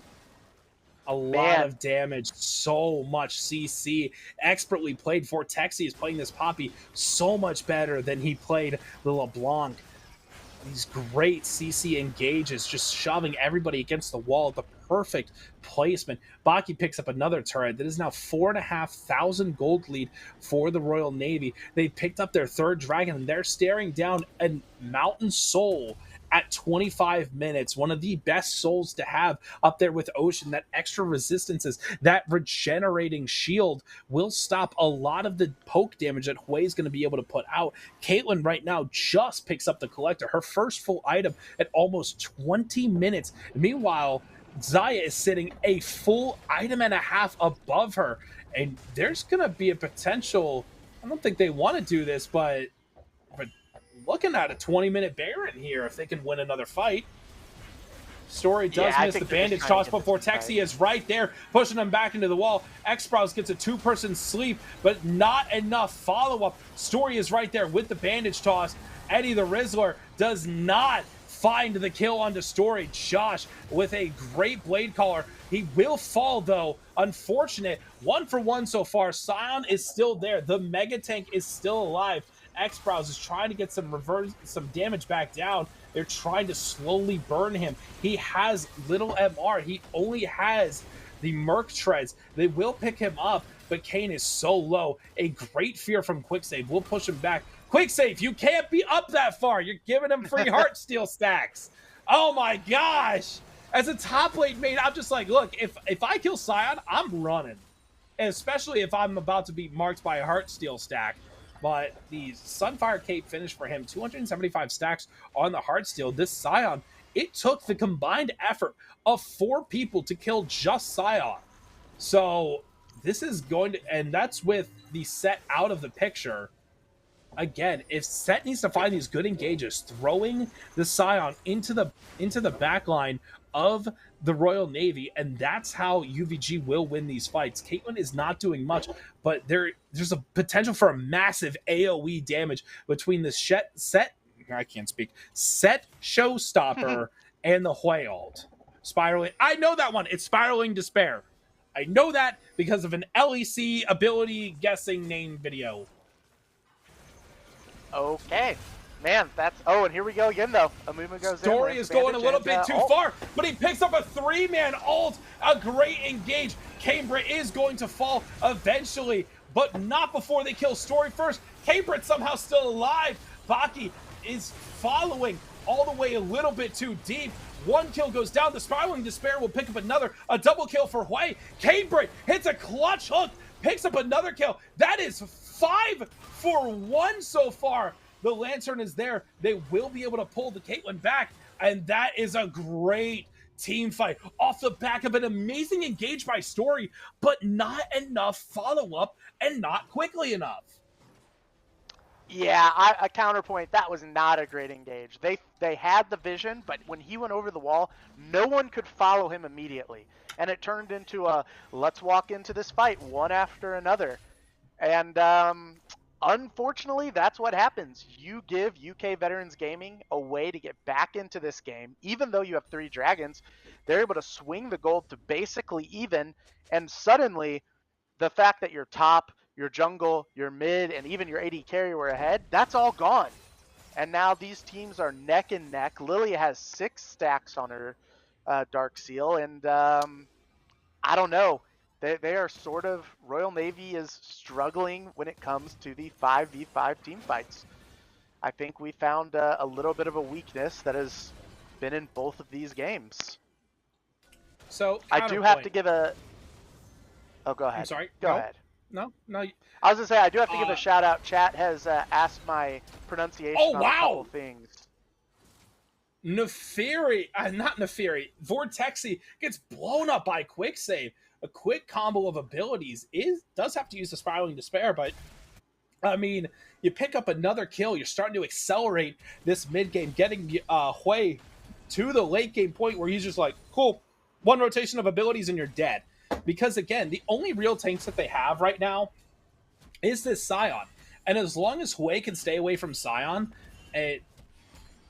he's just going to be able to do so much damage in these late game team fights. So what I was going to say is, I think Story had one of the best engages we've seen on Amumu. I think it was preemptive.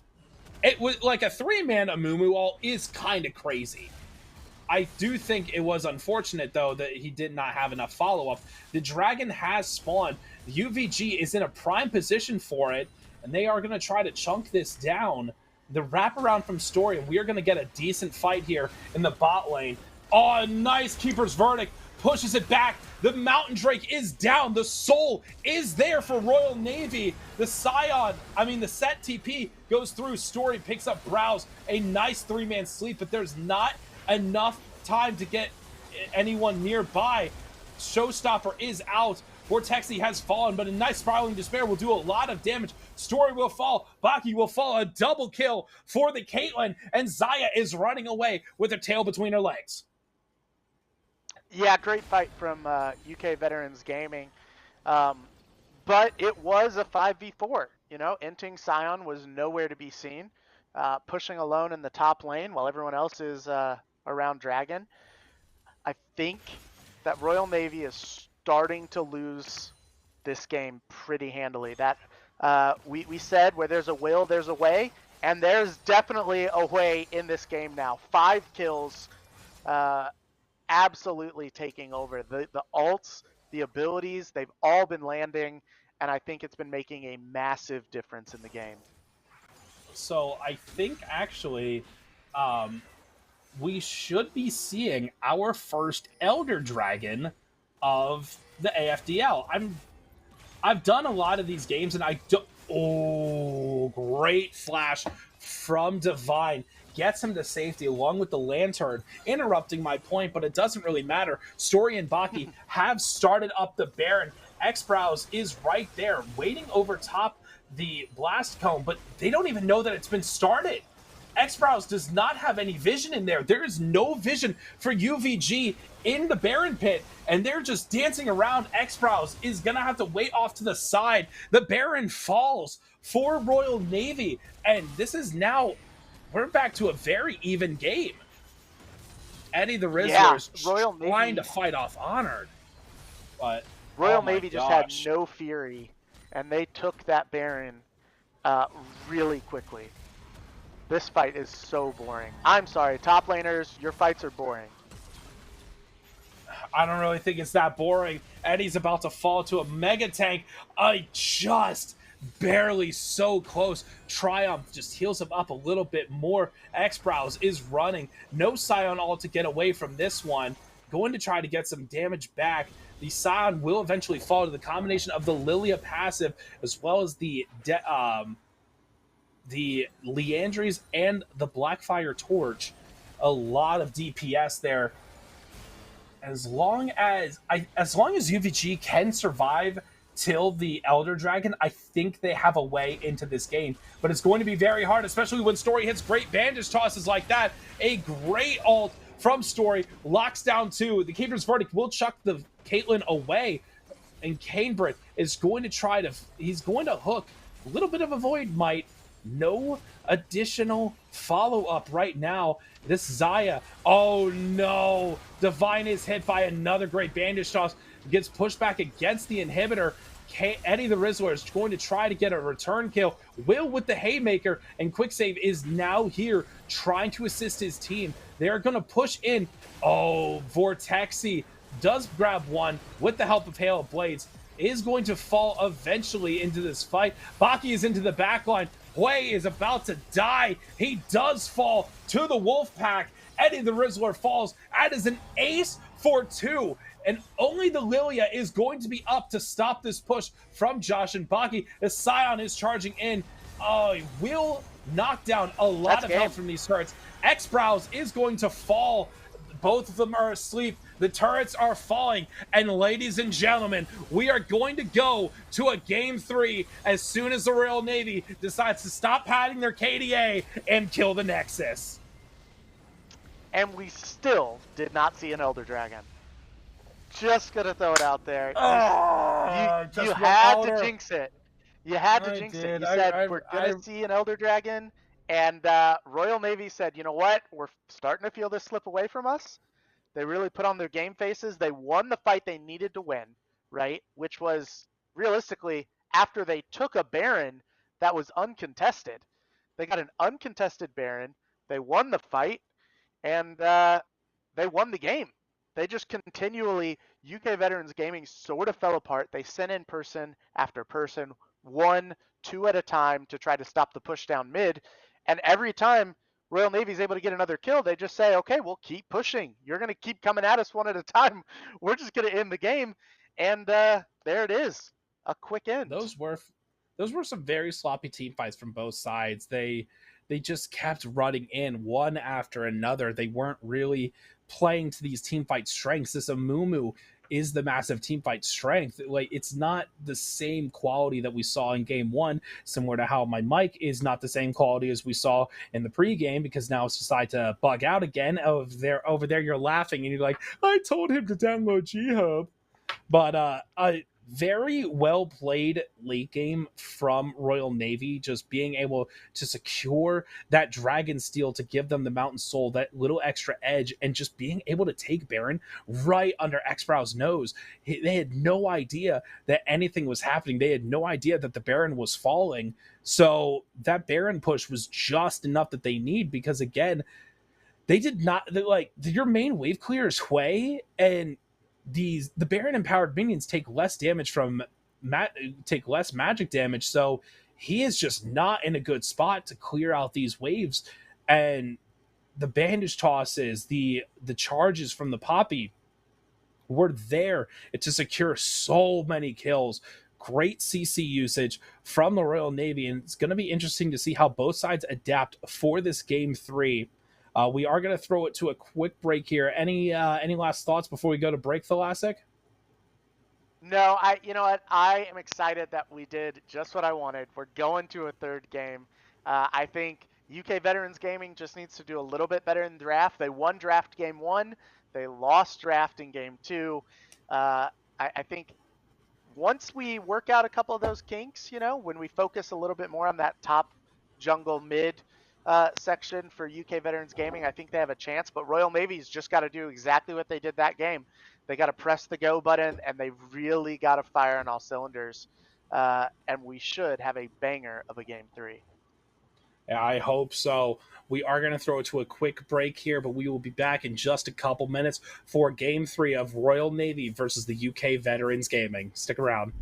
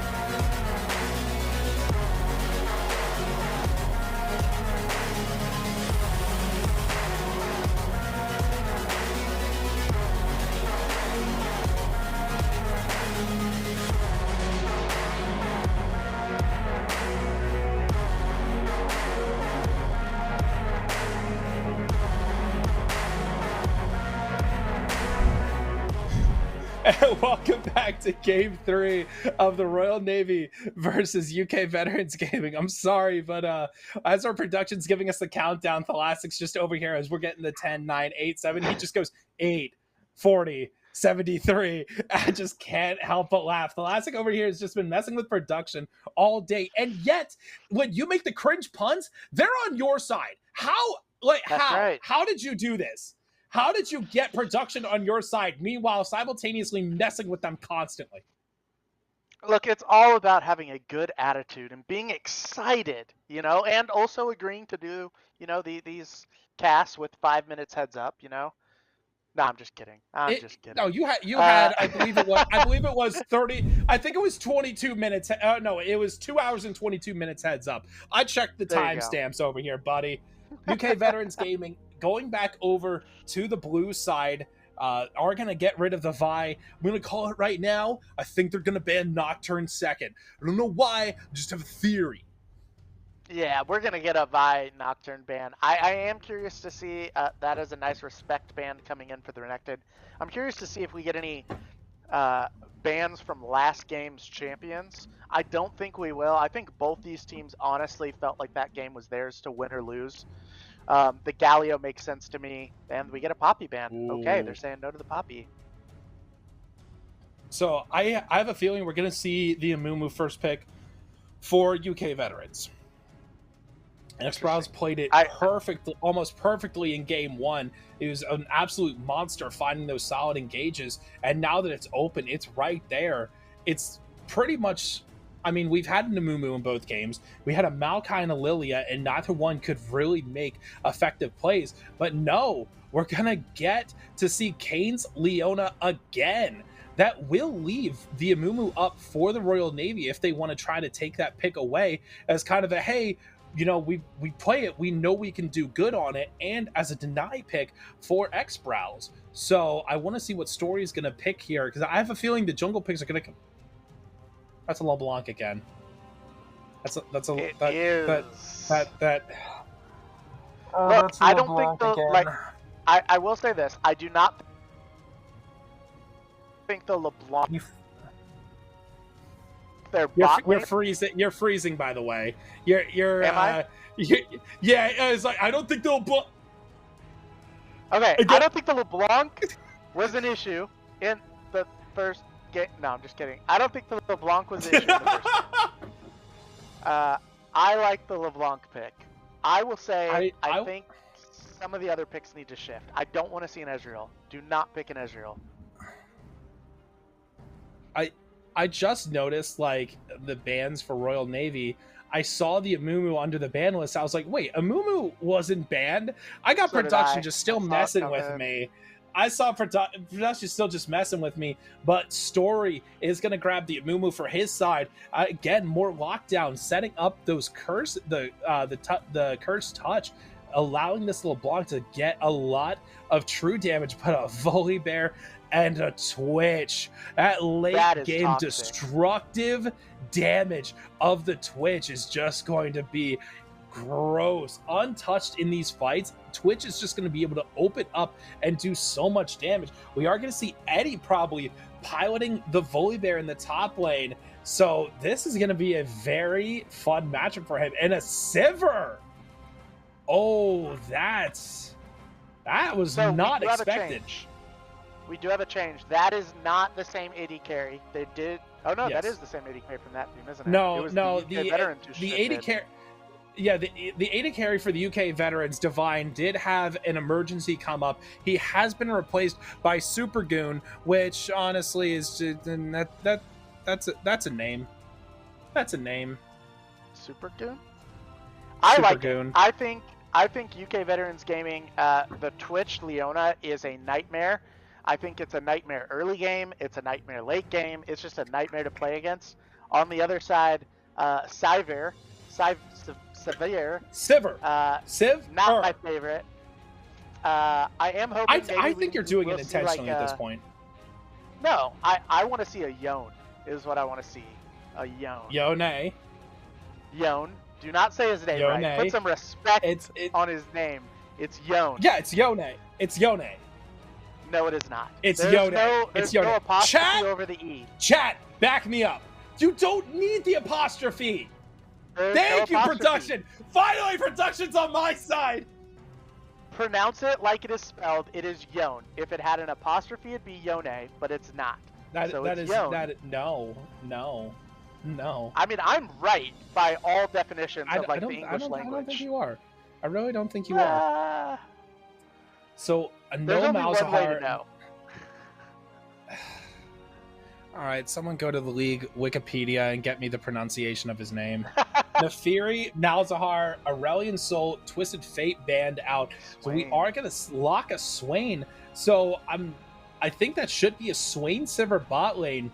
A lot of CC kind of makes up for it, but even still, I really don't want to see a LeBlanc support again. I get it; it wasn't the issue in game one, but again, now you have I'd argue one of the other few hyperscaling AD carries. Twitch late game, untouched, will just do destructive. Thank you, British Army Esports in the chat. It is Yone. That's how Yasuo pronounces it. His own brother. Checkmate. I got the British Army behind me, boy. They don't even know how to spell the word color correctly, okay? So I am not. Okay, he's got you there. He's got you there. He's got you there. Spell honor. That's a good one. Spell honor correctly, and maybe I'll listen. Oh, we're holding. Yone is an assassin returned from the dead. Being told by production that they're going to be able to settle this very quickly, so this is going to be an interesting thing to say. I want to know what's. Yone is an assassin returned from the dead. Yes, there we go. Production is playing the champ spotlight in our ears, and it goes, Yone is a champion, and I'm just like, yeah. You know what? Americans I am pretty sure Riot just doesn't know how to say it correctly. Okay, Shadow Mist, I'm going to assume you're British, and y'all threw a 13-0 colony lead. America. Okay. That's a Camille, not a Caitlyn. That is a Camille top. Camille bot lane. We are waiting for the bot lane and the support for UVG to show up. The last two picks. Hey, shush up. I realized. Victor and Darius. Oh, this is going to be an aggressive top lane. Darius versus Camille. And Darius was my main for the longest time. So my mains in order went Garen, Fiora, Darius, Sejuani. So 4 extremely annoying champs. But Darius, Camille, I like the Victor mid, that extra wave clear, that late game. Again, there's a decent amount of late game scaling between the carries. Victor and Twitch late game will do a lot of damage. The Leona Volibear front line, so that will not be Eddie's Volibear. It'll be Eddie's Darius and X-Brow's Volibear. That is Swain mid and LeBlanc support. I told you. I know you told me, but I can still. I'm sorry. What? Y'all only have an island and a half? We got multiple islands: Puerto Rico, Hawaii, Guam. Checkmate. He's talking about England. They said they have the largest empire. Okay, it's okay. I gotcha. Cool. They also did not have the biggest empire in the world. Genghis Khan. Just saying. So we're looking at these two teams, right? We've seen basically all of Royal Navy's comp, right? I like the Amumu. I like it a lot better than who did they have game one? I don't even remember who their jungler was game one. Maokai. I like it a lot better than Maokai. I think Swain is going to do a lot more than Malzahar. I can't stand Sivir. But on the other side, UK Veterans Gaming, the Twitch is going to be a monster. I don't know about the player, though. So that is a new player. That is a different AD carry. And so I think if that AD carry steps up, I'm going to go with UK Veterans Gaming taking this one. How about you? I'm going to side with you on this one. I think UK Veterans Gaming, they're able to scale into this late game. But again, these two AD carries are just going to be able to do a lot of damage late game Sivir, known as like that 300 CS power spike, the late game damages she can put out in a team fight between all the ricochets. Now that it's been buffed and it doesn't just hit a target one time, it bounces up to 8 times. Yuntal wild arrows as well, with those ricochets crittings just stacking that damage in these fights. It's going to be able to shred, and she's going to be able to kite away from the Darius with the rallying cry ult and her passive. So I think we're about to get some of the more explosive team fights that we've had this entire series this game, but I do still give it to UK Veterans if they can use their early game correctly, lock down some of these objectives. Yeah, I just think the Twitch needs to go off. That Swain, I'm calling it now, is going to be a monster. I am confident. I hate seeing Swains. I'm confident that Swain is going to be a nightmare and going to dominate this Victor. So what I actually want to see is Amumu can get a solid ult off. Sivir just pops her ult for that extra bit of move speed, gets Swain into the middle of that Amumu Curse of the Sad Mummy, and just uses the Demon Flare and blows up UK Veterans. If they again, this Darius, he's a fighter. He's going to be moderately tanky in the late game. Volibear is going to be able to get that extra little bit of health from the Stormbringer, but this Victor and Twitch are going to pop if they get caught out in a bad spot. We are going to get into game 3 here starting very soon. Royal Navy and UK Veterans giving us a great series, hoping to end it. UK Veterans trying to pick up that second win. Royal Navy trying to stay anywhere near the top slot for the European side. Game 3 starts now. Okay, it has started. We've seen this every time where Darius steps forward and takes a hit. Someone has stepped forward from the blue side and takes a hit, and it looks like they're just going to get the ward and back right out. I want to see a quick back. There we go. Well, wrong team. I wanted to see a sweeper come in. I wanted to see a Mumu back grab a sweeper and clear that up, but I guess not. You know what? I'm actually really upset. I did just look really quickly at largest empire in history, and unfortunately I had to give it to the British. But also, doesn't that also mean they technically have the largest empire to smallest now because they went from that much to so little? Largest percent empire lost? Oh, like percentage lost? We're just lost? casually flaming England as a whole. Is gonna get to see Leona is against great. Taxi again. Yeah, that Leona is phenomenal against LeBlanc. Like every time LeBlanc goes in, Leona is able to get that quick stun. He's just playing around those distortions so well. Canebrae is going to should have another great game here. Oh, nice caster curse, missed the stun. Right now, Royal Navy getting a lot of damage down onto Super Goon and Kane. We have the Dunkmaster Darius skin too. Arguably the best Darius skin. So, these are always fun. The passive Counterpoint, is I think up. it's trash. Eddie is trying to get it. He misses the decimate. The bleed is there, but he will not fall. Honored will survive on single-digit HP. The ghost used by Eddie, traded for the ignite, missed the heal, hits that heal, and he walks away with that first kill. And unfortunate for Eddie now, he's going to have to play a little bit safer. Yeah, that's huge for Royal Navy. Getting that top lane Camille ahead early. Camille was behind, struggling a little bit with the farm there as Darius kept poking prodding, but now she's going to be able to get back to lane without missing much, and she's coming back with 2 longswords. She is fine. We're going to get a gank in the bot lane as Volibear goes in. Another gank in. X-Browse will try to get the stun down onto Josh. The spell shield is there, but it will not be able to block everything. A nice barrier, but the ignite combined with the poison tick, not going to be enough.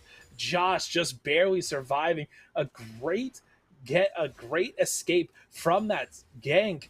X-Browse blows the flash. We also get Kane's flash and ignite with Josh. Great surviving there. leaving himself a little bit open, but they have the Amumu nearby, so there's not going to be another engage here. Supergoon going very aggressive, still has the flash, has the cleanse, is looking for that kill, wants to get his team ahead, wants to make up for that first blood, but Story is right there. The bandage toss will not connect onto Kane, but X-Brows running in with the charge, gets the stun onto Amumu, flashes away, but just action all over the place this game. Yeah, and either one of those could have gone just slightly differently to see some kills, but we're gonna get a top little. Yeah, Eddie's going really deep again, but a nice hook shot from Camille will get him away. Eddie takes a very healthy trade from the minions. Baki, a lot of damage from this Victor. Eddie is trying to get this fight, trying to get this level back, this lead back. Has the flash, but Camille with the hook shot, that escape tool, that escape engage tool, always there. A nice Hextech sweep will heal up a little bit, and Eddie is going up really far with no vision. Story is topside, so this is going to be a gank onto Eddie. He is not in a good spot for this.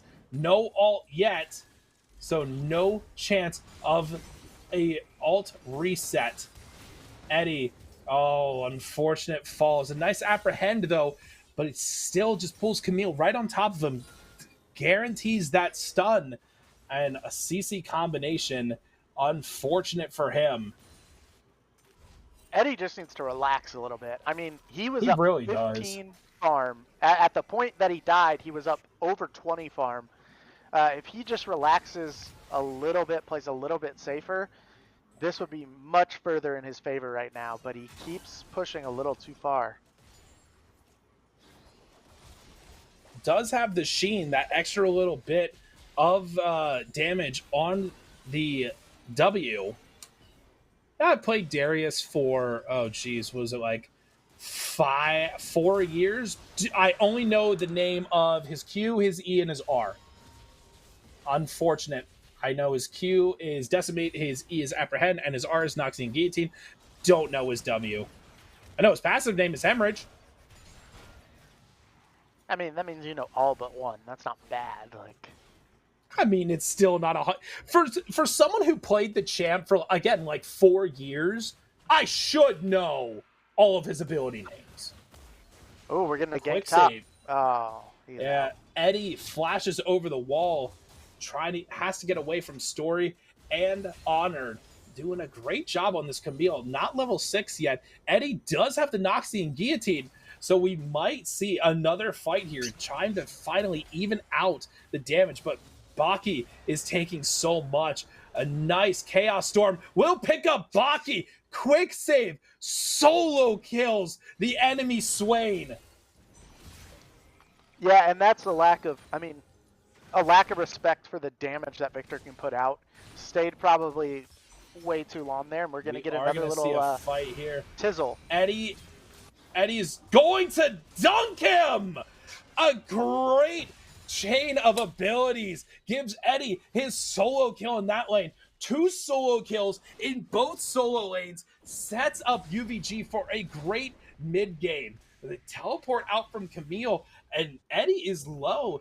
Camille wants to get pretty decently aggressive. There's not really much he can do. Vortexi gets tabbed by the Zenith Blade, flashes just that little bit of extra range. But again, I just noticed that's the Faker LeBlanc skin. I don't know why it's taking me this long to notice. That's the Faker LeBlanc skin. That's the same skin he had last time. I know, but I didn't realize that. Okay? Gosh.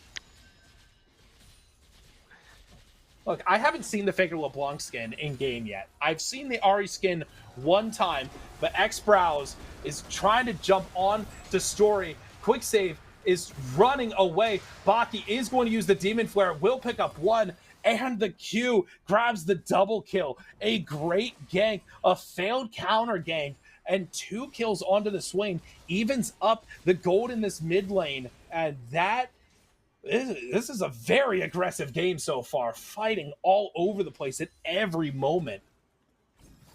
Yeah, and I think the big difference here is that bot lane is not in the favor of Royal Navy like it has been the last few games. The last few games, Uh, they've had a what 4-0 kill lead. Eddie is just caught out again. A bandage toss. The tears go down. Eddie falls. But a nice fight. Bot lane Vortexy will pick up the kill on a Leona with the Ignite. Josh is running away from the Volibear. Does not have the Stormbringer. So no turret dive. No turret shutdown.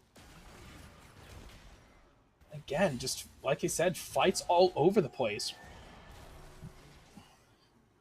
And don't get me wrong, Royal Navy is up 1,500 gold, but the game feels like it's neck and neck. Like this feels like it could be anyone's at every fight. Quick save almost gets beautiful dodges. Baki with no ult is running from the Chaos Storm. The Zenith Blade does not connect. If that Zenith Blade connects, that's another kill for this Victor. Great fancy footwork on his part, though, just staying out of the bandage toss.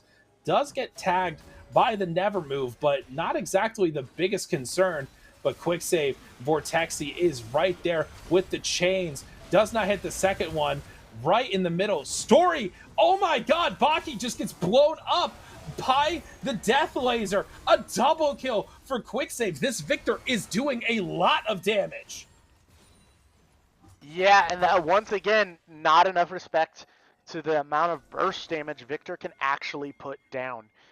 You know, we see Baki go forward, he blasts his ult, he thinks he's going to make a huge difference in that fight, and immediately after his ult goes off, he just gets shot down. So I think they need to pay a little bit more respect to this Victor.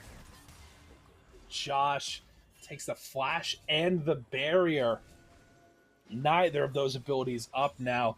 Is again, as long as the Zenith Blade connects, it can be blocked by the spell shield. Leona will still get pulled in. So then you're screwed because she's gonna get that free stun. These fights top lane, this game is very quickly. The Grasp is doing a lot of work for the Camille every single time they try to trade. Eddie with a great apprehend pulls two in. Story with a nice Curse of the Sad Mummy. The Skybringer comes down. Eddie is not going to be able to dunk, and two quick kills for Royal Navy. Oh, quick save is not in a good spot. It's going to get slowed, but again, Story and Honored are so low, but it doesn't matter to them. Quick save is just going to pick up another one. The blast cone is there. Cambridge's about to follow as well. Eventually, slowly, he will fall. Cambridge with a nice re-engage guarantees another kill. Does go to the Leona, but that is going to be 6 Void Grubs all for the Royal Navy while Josh is just running down Super Goon. No Boomerang Blade. A nice TP from Quick Saves. Going to try to pick up this extra kill onto Story. Has the Blackfire Torch. Going to try to burn him down. Another Death Laser will secure the kill. X-Brows going to grab the Dragon on the other side. And again, these teams are going neck and neck. It is 1,000 gold lead for the Royal Navy right now. And, oh my gosh, a lot of that just sits in the jungle. Yeah, it does, and a lot of it is going to be in that mid lane. Look at the 5 kills on Victor. Victor right now is a powerhouse. Oh, no. He's trying to bait him in. He's trying to bait him in, and they successfully did it. Quicksave picks up his 6th kill of the match. Eddie is going to have some free time with this turret. With the Sheen and the Fade, she's going to start to melt it. Good stun onto Vortex. That was cheesy. That was a cheesy aftershock. gank top lane. I mean, yeah, but it doesn't really matter. It worked. Vortexy flashes away. Gets out of range from the Twitch E. Oh my gosh, this game is crazy. These teams really want that game 3. They don't want to lose. Super Goon takes the distortion from the LeBlanc, but it doesn't matter. Yeah, Camille does pick up the Ravenous now.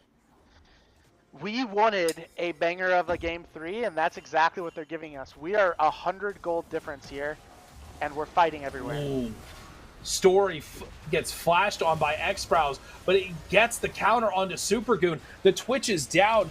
The Demon Flare is up. He's just healing. The front line is healing through all that damage.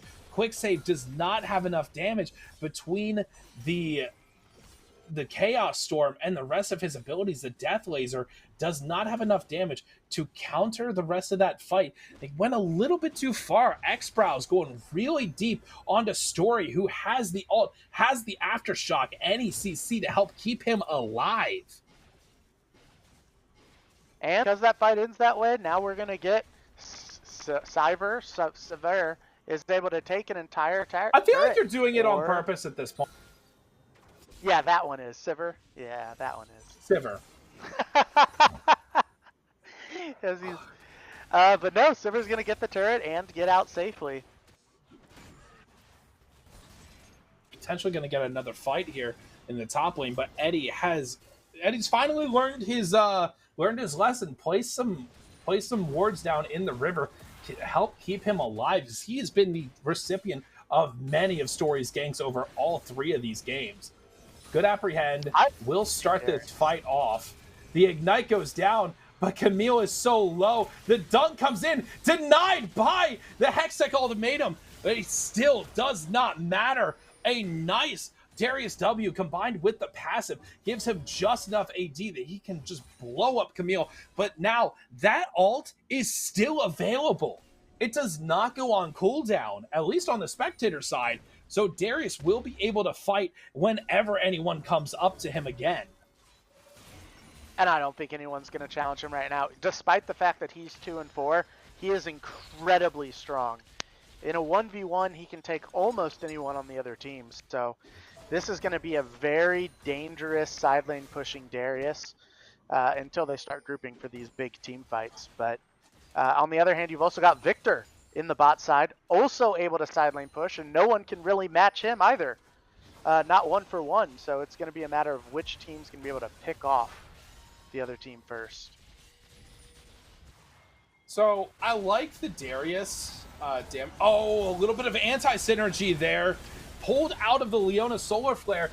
Curse of the Sad Mummy will not be able to hold them down long enough. Story dies to Super Goon. Twitch's second kill of the match should be able to pick up this Blade of the Ruin King now after this back, and Twitch has his first full item going to start scaling into this mid-game domination. The Dragon's going to spawn in less than a minute. We should get our first super team fight. Yeah, and I really think UK Veterans Gaming needs to start setting up. Right now, their vision is extremely lacking. They have a single control ward in the river, in the brush there. They need to get some vision before this dragon spawns.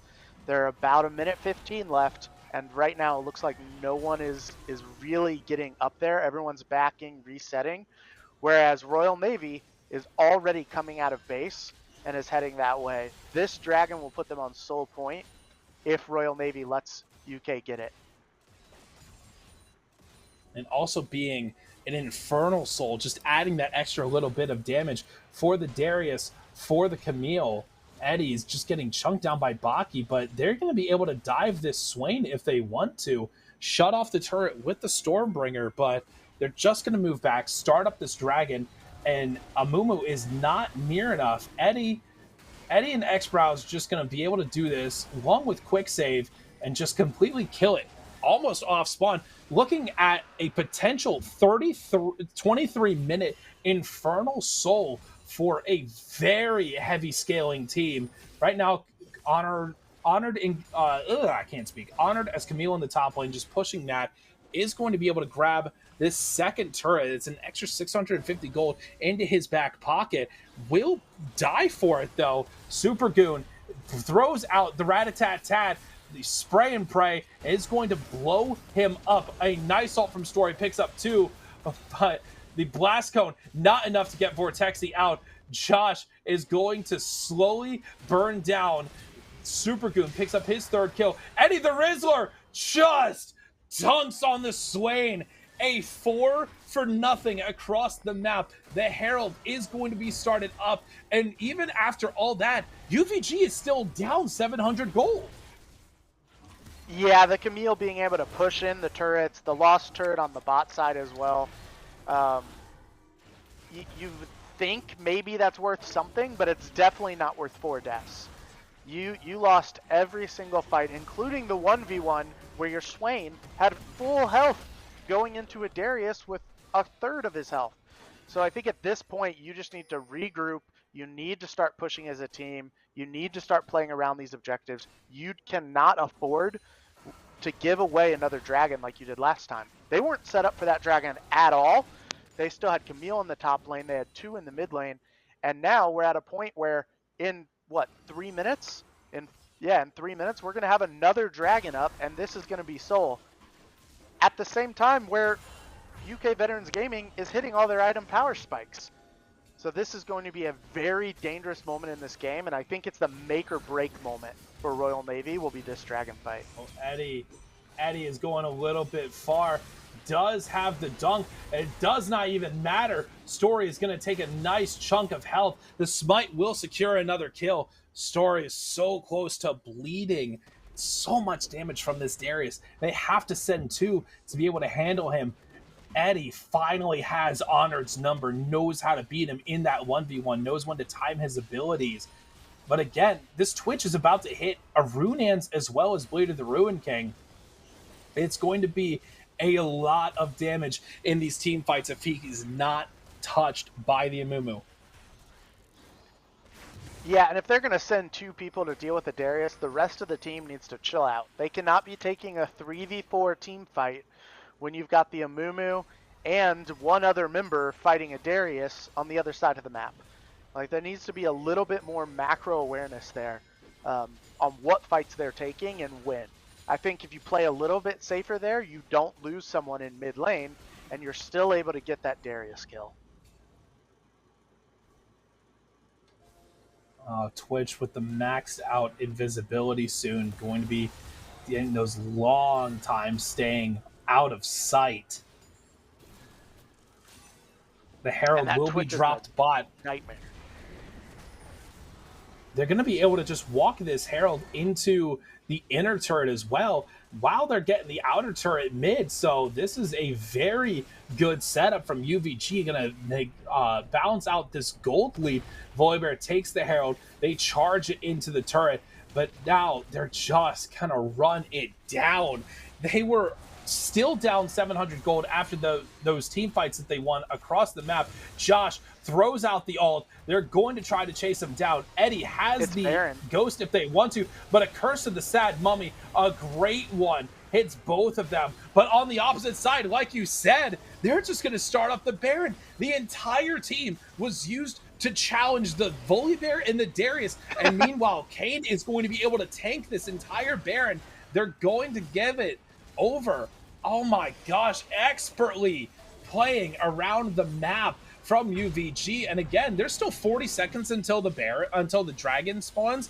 And by that time, Quicksave, Supergoon, and Kane will have pushed out mid, they'll have pushed out bot, they'll have been able to set up. But all of the team fight ultimates were used just to kill Darius and Volibear. There's no Curse of the Sad Mummy. There's no Demon Flare. There's no Sivir Rallying Cry. There is nothing. Oh, Supergoon, don't do it! Oh, throws out the cleanse, trying to run away, is slowly going to burn down. Unfortunate for him.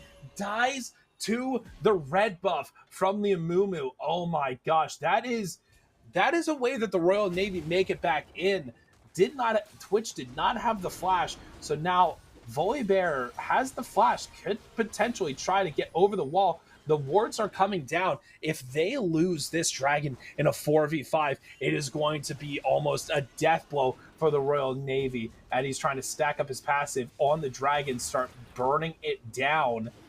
X-Brow staying off to the side, staying out of vision. A great ult from Story. Hits all 4, but he just gets blown up. X-Brows is on the dragon. The Infernal Soul is theirs. Eddie is trying to survive. Josh is trying to make sure that he doesn't, and that is a 4v5 lost. Yeah, UVG that might just be has all 5 alive now. They won a 4v5 without losing a single person. Story hit a 4-mana Mumu ult, but the damage, the follow-up damage was not there. Oh, this is brutal. They don't have the Baron buff anymore. Quicksave is pushing top lane. Should be TP. Oh, no, I'm sorry. I'm blind. They do have the Baron buff mid. The rest of the team is going to spawn. They're going to take this inhib and then get out. But oh my gosh. That's it. That was great. UVG is going to end up winning this game, but they're going to just wait for them to walk in blind. The Camille is dead. The Mumu is surely going to fall as well. Cambridge is in the front. Eddie will heal up, but not enough. Supergoon is into the back line. Will kill the LeBlanc with the passive, but a triple kill for Sivir might be their only way actually back into this game.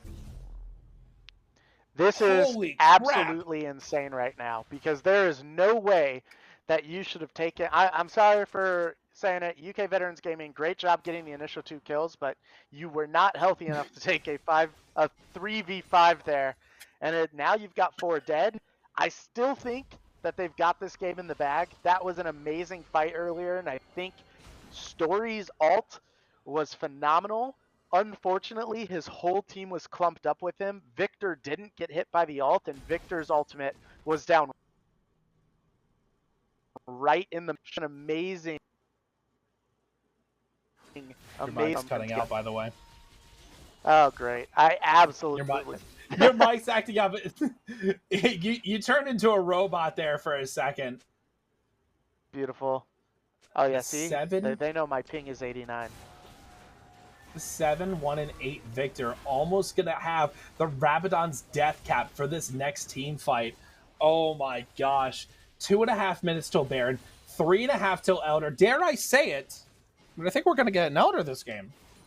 No, there's no way we get an Elder. They're about to fight over this top turret and push it all the way in. I think this is game right here. Story is down, just clearing the Gromp and the blue buff. And this is going to be another turret falling. X-Brows does have the ult. They can just shut off this turret if they want and kill it. And we're getting 2 recalls from a Mumu. Yeah, this is going to be a 5v5 right here. Why wait for the Sivir wave clear? The Sivir wave clear is just way too good, though, unfortunately. Volibear can Sivir's shut it down and take the fight. Yeah. Oh, that's a lot of damage onto the LeBlanc. Forced to back off. Eddie misses the apprehend, but Josh is chunked. Story was able to finally grab Supergoon, and that is 2 dead over an overextension. The Twitch and the Darius go way too far with no backup. Quick save, not gonna get rooted by the ethereal chains. But yeah, this is UVG getting a little bit too cocky now. Yeah, Darius and Twitch should not have been that far apart. If you're gonna 5-man push for a tower like that, it's okay to come in from the flank, but you should not be that far away where the rest of your team can't even react. And that was just, unfortunately now, for them at least, very fortunately for Royal Navy, you're going to be able to get some vision, get your jungle back, clear out some of the enemy vision, and make sure that UK is not able to get another Baron when it spawns in 30 seconds. Level 16 Victor, rank 3 Death Chaos Storm, and the Rabadon's Death Cap. Victor's going to get at least a triple kill in this next fight. If Twitch doesn't get... Twitch or Victor is going to get a triple kill in this next fight. 100%. Both extremely strong right now. Yeah, this is... although I'll give it, your Cyber is also very strong with the boots, 3 items, and an extra component. This is... it's going to be an interesting fight.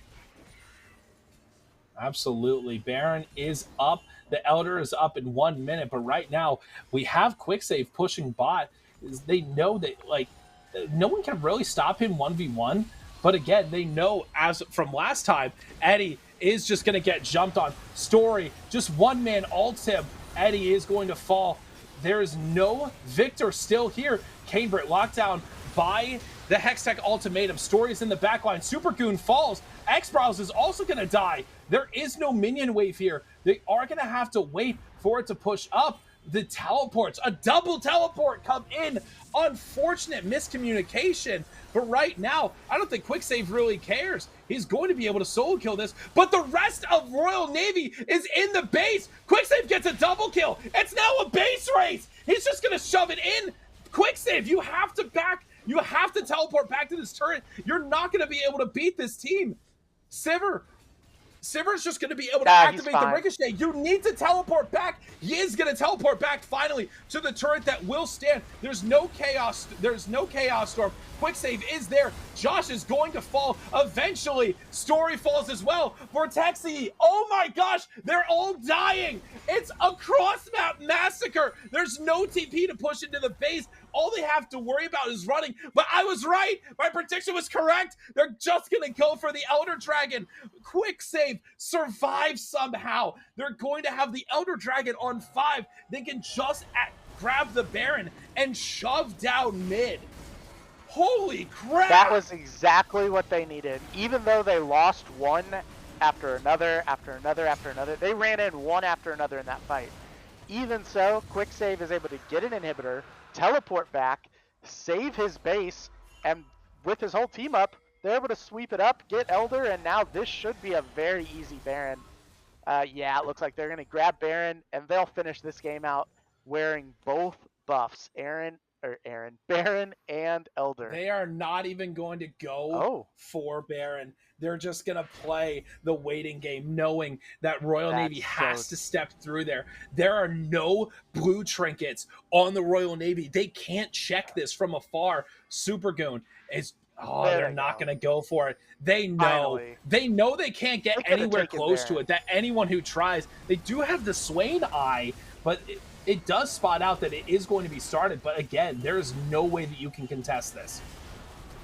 The Baron, the Elder Dragon, the Uber buffs have been applied to the UK Veterans Gaming. They are just going to group up. Kane? Hit by the Swain eye again. Kane gets hit by the Swain eye, but he popped the locket as well. So that is a cooldown that's not going to be up for this next team fight. Maybe. There's no way. There's no way that the Royal Navy wins this team fight against Baron, against Elder, against a level 18 Victor with Void Staff, Leandries, Blackfire, and Rabadons. Victor is going to be crazy in this upcoming team fight. The final push is here. The last stand for the Royal Navy is about to happen. Quicksave, Eddie, and Supergoon are going to try to just push these waves in, get all this damage down. Just 2 more hits, and that turret falls. Quicksave is caught out. He steps up a little too far. He's going to get blown up. The shutdown comes through. Amumu is there. Supergoon is off to the side, though. He survived. X-Browse grabs the Camille. Supergoon is burning, but it does not matter. Oh no, Bati gets hit by the Apprehend. He's still in the ultimate. He's just trying, but the Elder Burn is enough. And UK Veterans Gaming will take game 3 of this best of 3 series. Their second series win. Well played to them.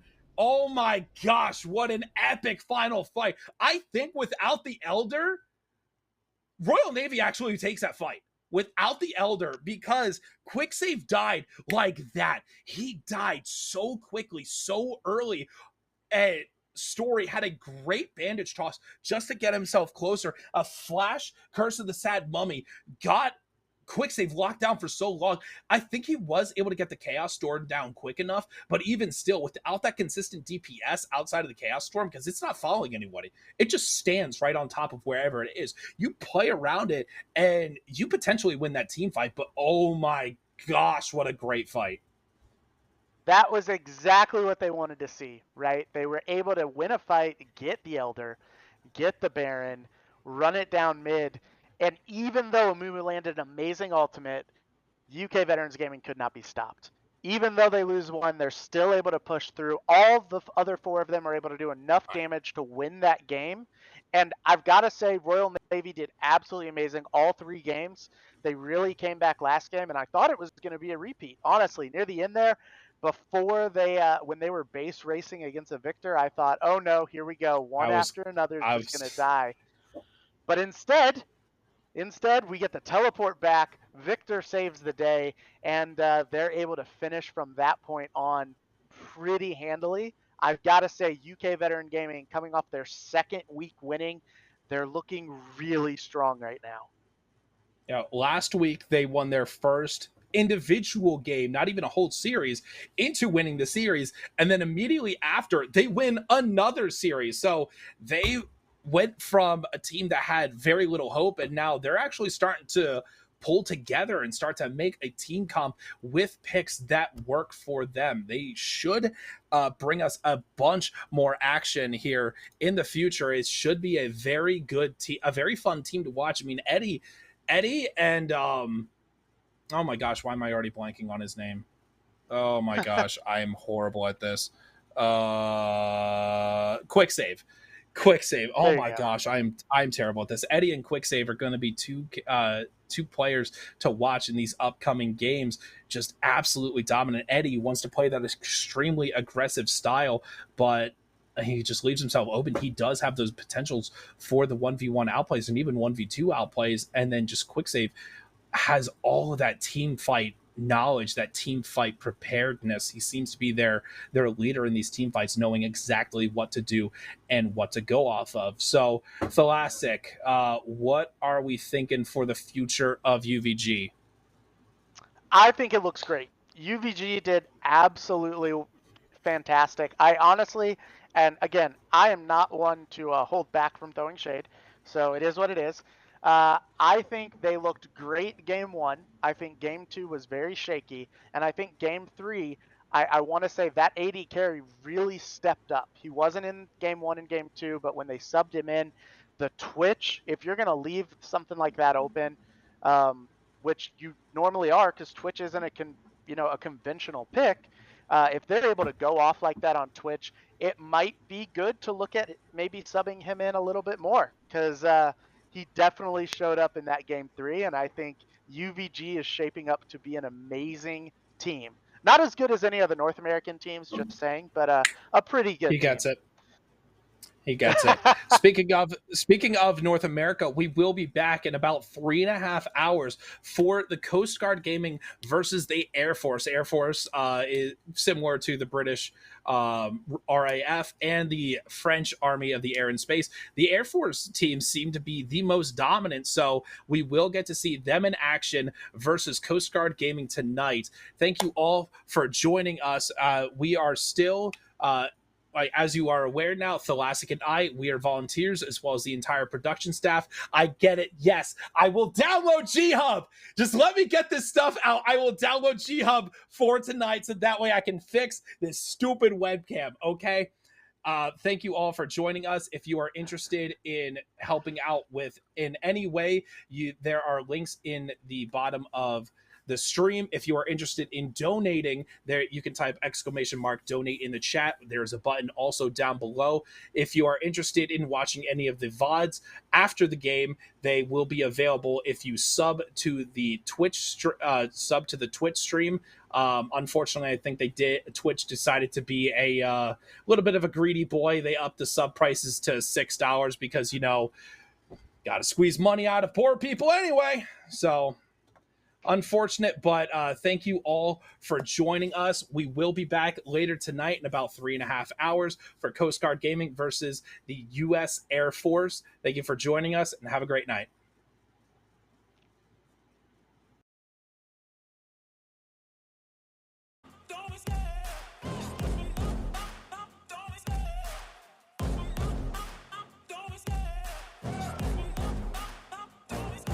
I love the chase and the hunt, and I set the pace when I'm running. I always take what I want and I always give it 100. Don't need a bank, no, I'm funded. Play the game like it's nothing. I'm always thankful for something. Don't take for granted, stay humble. Now wake up!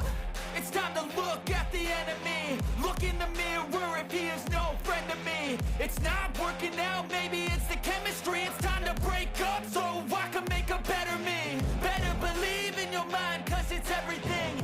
You can mold, shape, find almost anything. All it takes is some time and some clarity to find your identity. It's mind over everything.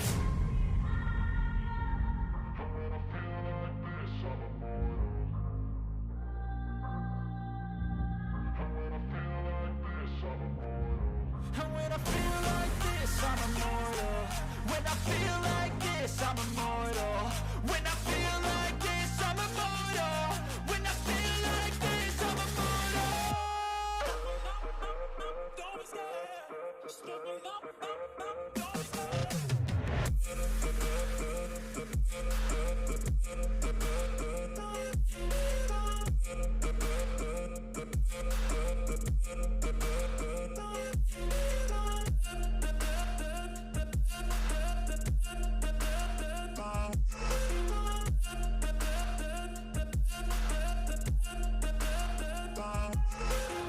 I'm so gone, no I'm never turning back. I won't stop, I'ma fight until there's nothing left. It's so on, you're gonna be hurting bad, cause I've been to hell and back. You don't wanna make me mad, I stay strong, you will never see me crack. And if you get in my way, you gonna feel the wrath. Gotta say it to my face while he's looking back. Mirror breaks after math, when I hate I attack.